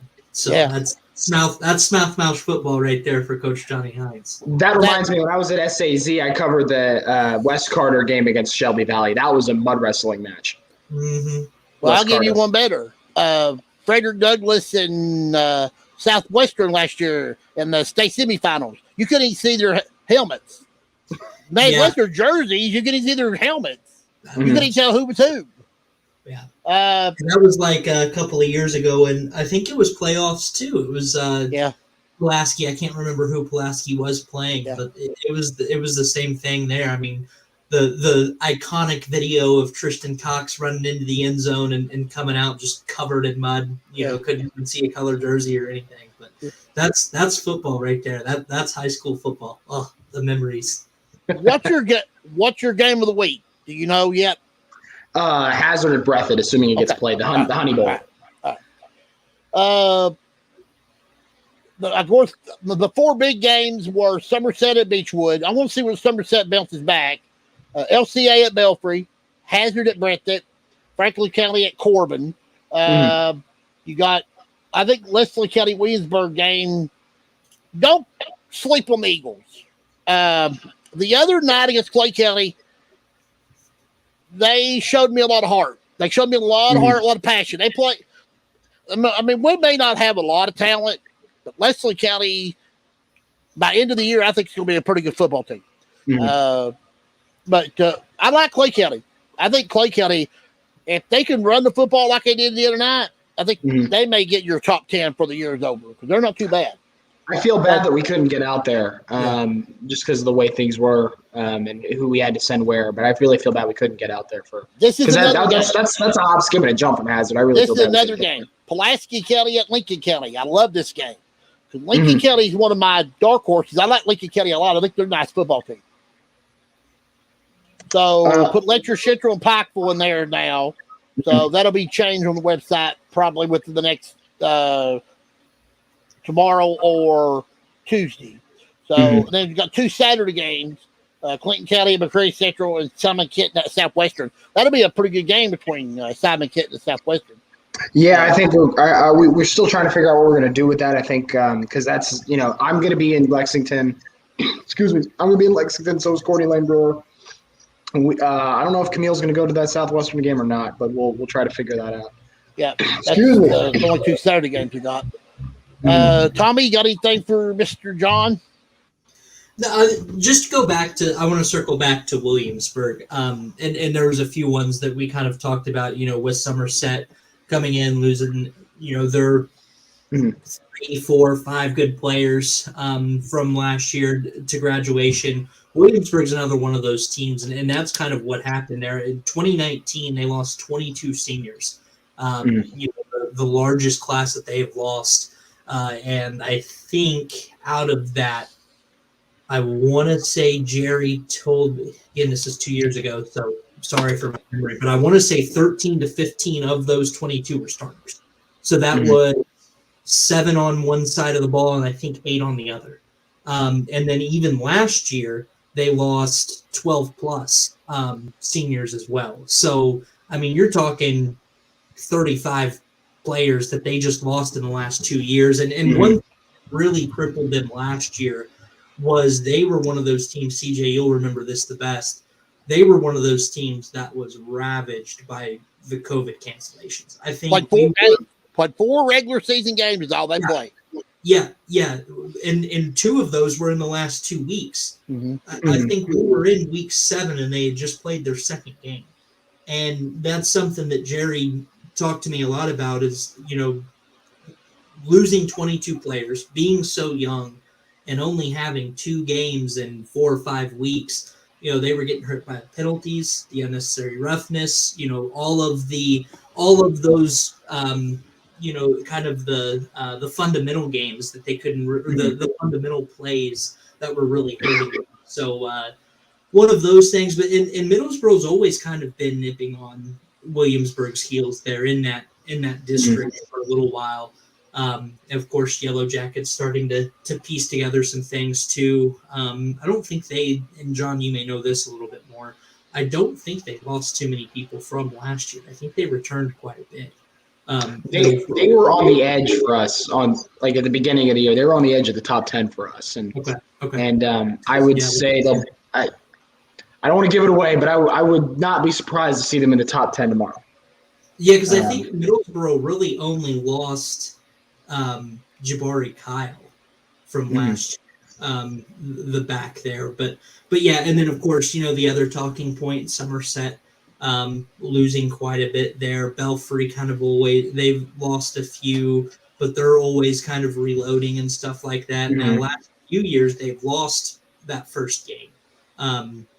I think in the 4 years, the 3 that I was there, and then the year before that even, I think they lost 2 of those season openers, if not a third. But then, of course, they were always able to bounce back. But yeah, a lot of those teams, the cream always rises to the top. But, it is cool to see some teams really turning it around and finding success. And some of the things that, I even kind of saw there, the pieces put into play and, kind of this could be something here in 2, 3, 4 years. Watching that turn around, like Eastridge, they were really getting people there. They were getting numbers. A lot of the Pike County schools with their football teams struggle for numbers. I think it was Phelps last year had like 15 guys playing at one point. Of course, Jenkins struggled with that until they folded. They're back on Thursday, actually, Jenkins. Watching team sizes grow that way. But with Eastridge there, having Coach Burdine from South Laurel come in, obviously, seeing things there, seeing them take off. So, but yeah, I mean, that's kind of the cool part, CJ, about all this is, and football season kind of starting, especially in the mountains, is, you never really know what's going to happen. And there are a lot of good teams that do kind of come up and surprise, and it's definitely competitive in that area. The thing that's been fun to see is at least for me, especially because I was at SAZ, I know the Big Sandy Valley relatively well, is to see Betsy Lane. Like whoever wins the Betsy Lane Eastridge game will be a 3-0 team with a new head coach, and they're playing this week. And it's nice to see that we're probably going to go up to that game. We probably wouldn't have considered it 2 weeks ago, and it's like I was saying with Jeff last week. There's stories within these games that is really fun to watch unfold. Especially, also, I mean, I hate to give COVID any silver linings, but especially with these last minute schedulings like Pikeville at Ledger Central, that'll be a great game. Yep. Well, that was something we saw last year a little bit too, because of the RPI rankings and things like that. It's given a lot of these smaller teams that are able to stay healthy. They're a little bit lower in numbers, so the exposure rate may be a little smaller in that case. But these smaller teams were able to go in, week out, get those numbers. Whereas, unfortunately, and I mean, I'm just going to use this as an example with Pikeville losing the game of the Pike County Bowl. That obviously hurts RPI because you're not playing there, and it's to no fault of their own. But that's just how vicious the RPI standing can be. So again, you've got some of these schools, like a smaller school like a Breathitt County, Betsy Lane or Eastridge, if they can keep this up and carry in. Instead of traveling all the way to Louisville, they've got one of those teams coming in here. And then that just puts everything on top of their head because, one, you're not making that trip out there, and two, you've got the home field advantage in playoff football. So, it kind of draws where you may be a massive underdog in that matchup due to these RPIs. But if you can get home field advantage, anything is possible, and it helps narrow that gap a little bit. So yeah, I agree. I mean, obviously, it's, something that we all would like to not have to deal with anymore. having those cards dealt to us, that's just another wrinkle or something else to kind of pay attention to and be mindful of. You mentioned the Pike County Bowl just now. I do want to kind of touch on that a little bit. It was, and obviously it's something we put on every year, two at Belfry, two at Pikeville, but it was really hard to see Pikeville not play. It was really hard to see Pikeville not play. I was shocked I couldn't get a game, and especially with teams in West Virginia, because there is no RPI in West Virginia. Bridgeport, which is up in the north central part, close to where I'm from, lost their game on Friday, and I tried to do some matchmaking. And when you play an out-of-state team in West Virginia, it doesn't really affect your rating in the playoffs. So I was shocked that they couldn't get an out-of-state team at least to play, especially with all of the things that come with the Pike County Bowl. I mean, and we tried not to punish Pikeville for that in the top 10, but sorry, you mentioned the Pike County Bowl just now, and I wanted to kind of mention that on air. No, I'm glad you brought that up. That's something that I was kind of watching unfold, unfortunately, last week too. And yeah, it definitely was a tough situation. Kyle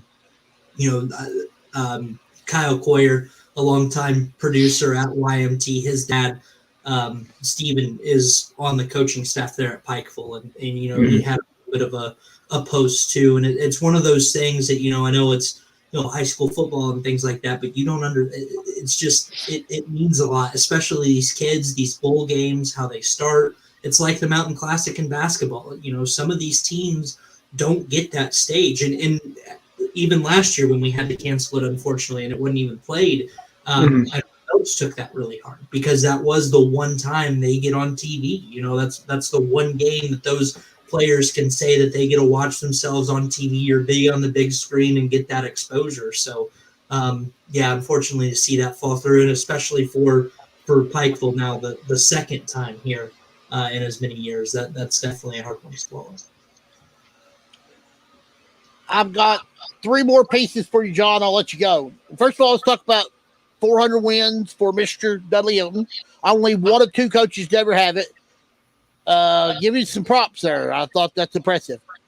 I was glad to see that. I'm sad that he didn't get it in London, but I'm glad he got it at home. Yeah. I've only met Dudley once when I shot his pigskin, but great guy, made me feel very welcome. I can tell that he loves doing what he does in Bell County, and that's an all county school. I mean, you gotta sometimes you gotta love what you do in places like that, and it's got to be tougher to get kids to play and keep those numbers up, and that's, I'm really glad to see him get 400, and I wish him many, many more. Like Jeff Archer said, Dudley Hilton could still be coaching in 30 years. Yeah. Whitney Creek, they named the quarter after her at Jenkins. Love that. I about come to tears because she's one of my favorite players of all time. She's one of the best players to ever play the game. Talk a little bit about that. I think anytime you recognize, because that when that happens, it's more than just the accomplishment. You're putting Jenkins on the map, and I think for Jenkins to essentially give back to her, saying, thank you for everything you've done. That's great. I mean, it's really great. I wasn't here for that, but just a great thing to do, and it's a great thing for Jenkins and a great thing for Whitney. I would expect they'll bring her back during the basketball season and let her remorse more on it. Yeah, and we'll be there. Yeah. We'll be there. I think a lot of people will. One final thought, Kentucky. I know they're a big favorite Saturday. Win or lose, has this been a successful summer for Kentucky? Because I feel like that they got a lot of talent, but can they put it all together to win the big games? I think they're going to win the Appalachian States and the Louisville. Can they win the game? That, like, if they come out win big this week, you got Missouri next week, who's been an nemesis of yours for the past couple of seasons, and they're very capable of beating you. Right.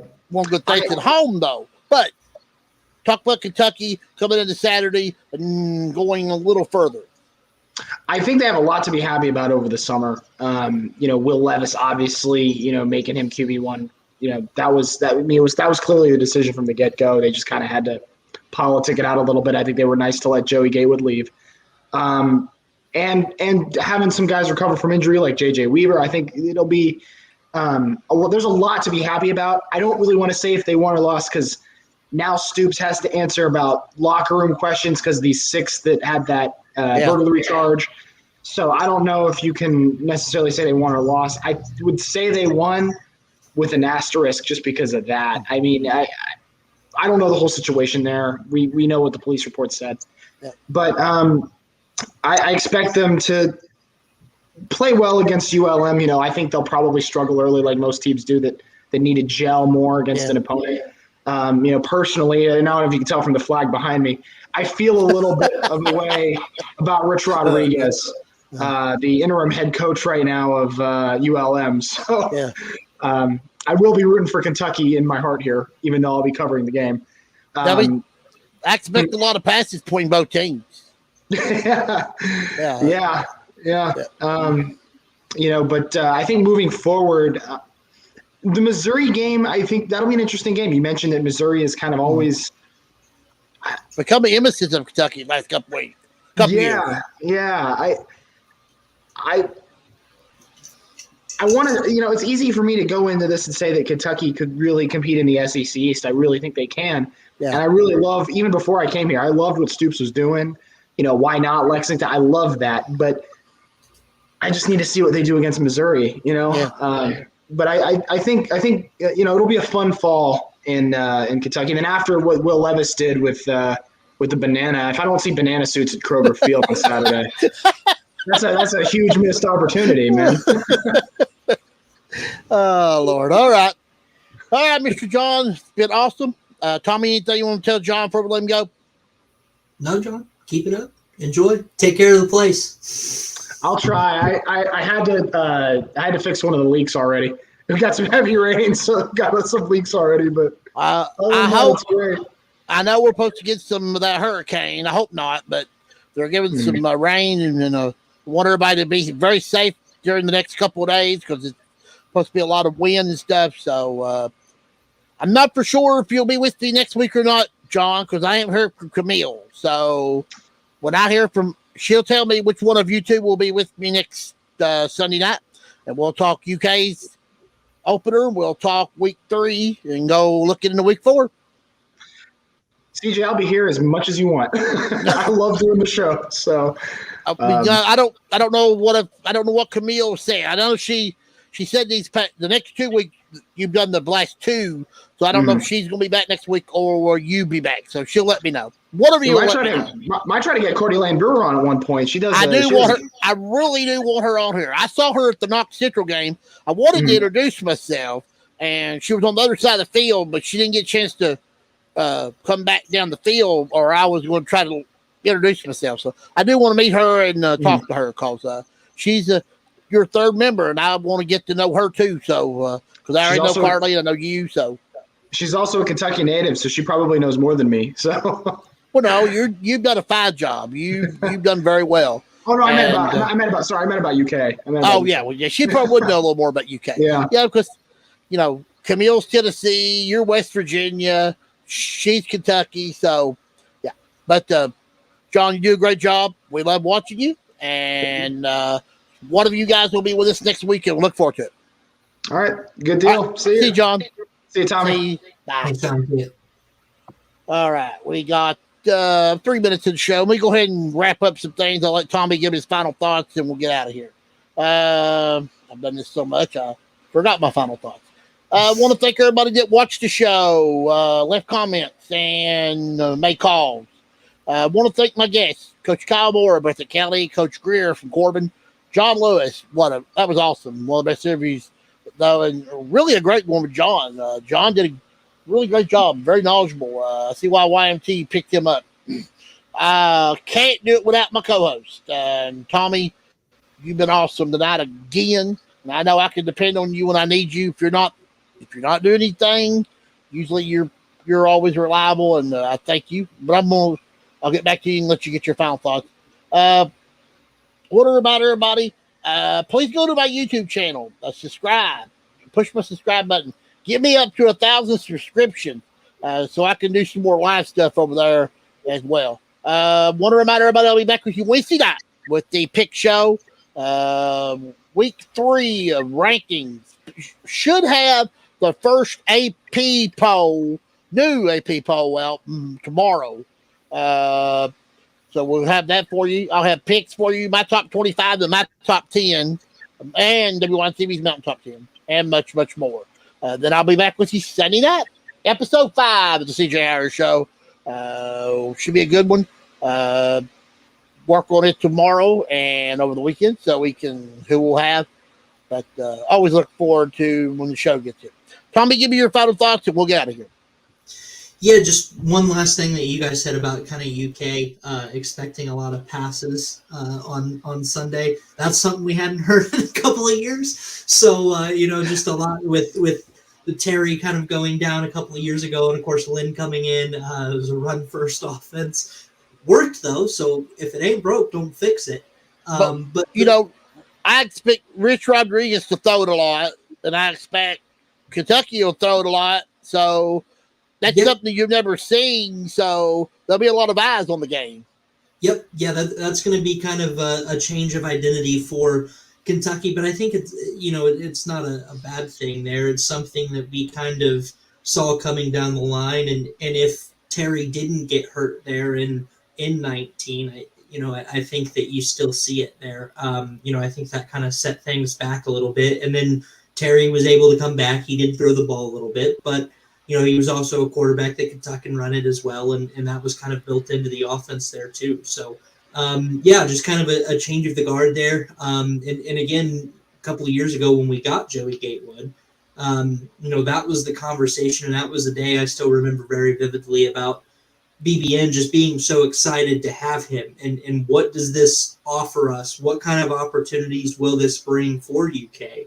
And then, I was kind of shocked to see how that kind of went. Of course, I wasn't in as deep, knowing that Will was, I didn't know what was going on at training camp and stuff like that. I just saw that he was transferring. And then that's when I started digging in and reading a little bit. Of course, I know a little bit about Will from Penn State too. But, something like that. And I think it's one of those things that not a lot of people saw a couple of years ago, thought that Joey Gatewood was going to be the guy there under center, but I think that just shows what this program has already done, and I think the success even at the quarterback position has already caught up and has already become what everybody kind of expected with Joey Gatewood. So coming in, even though he might not ever really take a snap, he still had a big impact, and then it only takes one, and that's the crazy thing about college football. That's why you see these teams can shoot up out of nowhere and get really successful really quickly,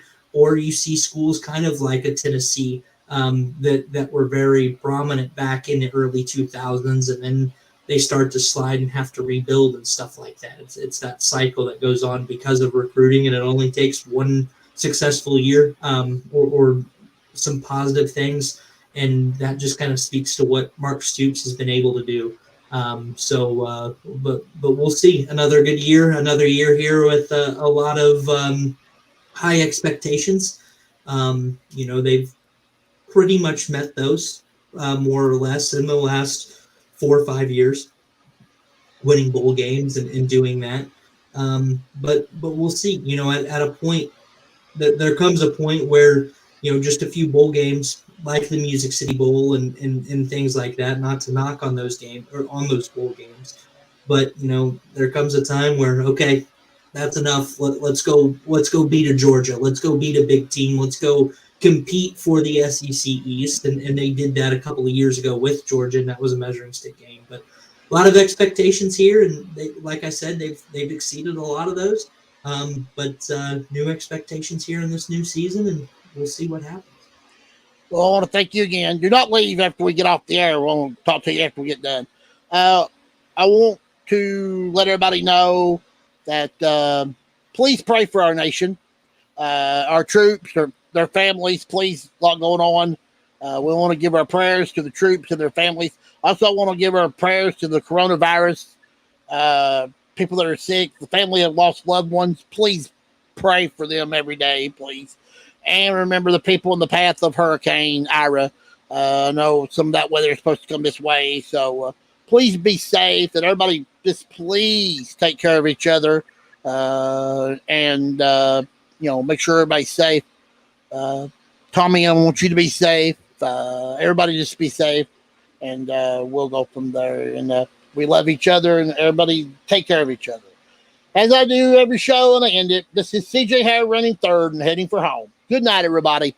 We'll see you next Sunday night with another episode of the CJ Harris Show.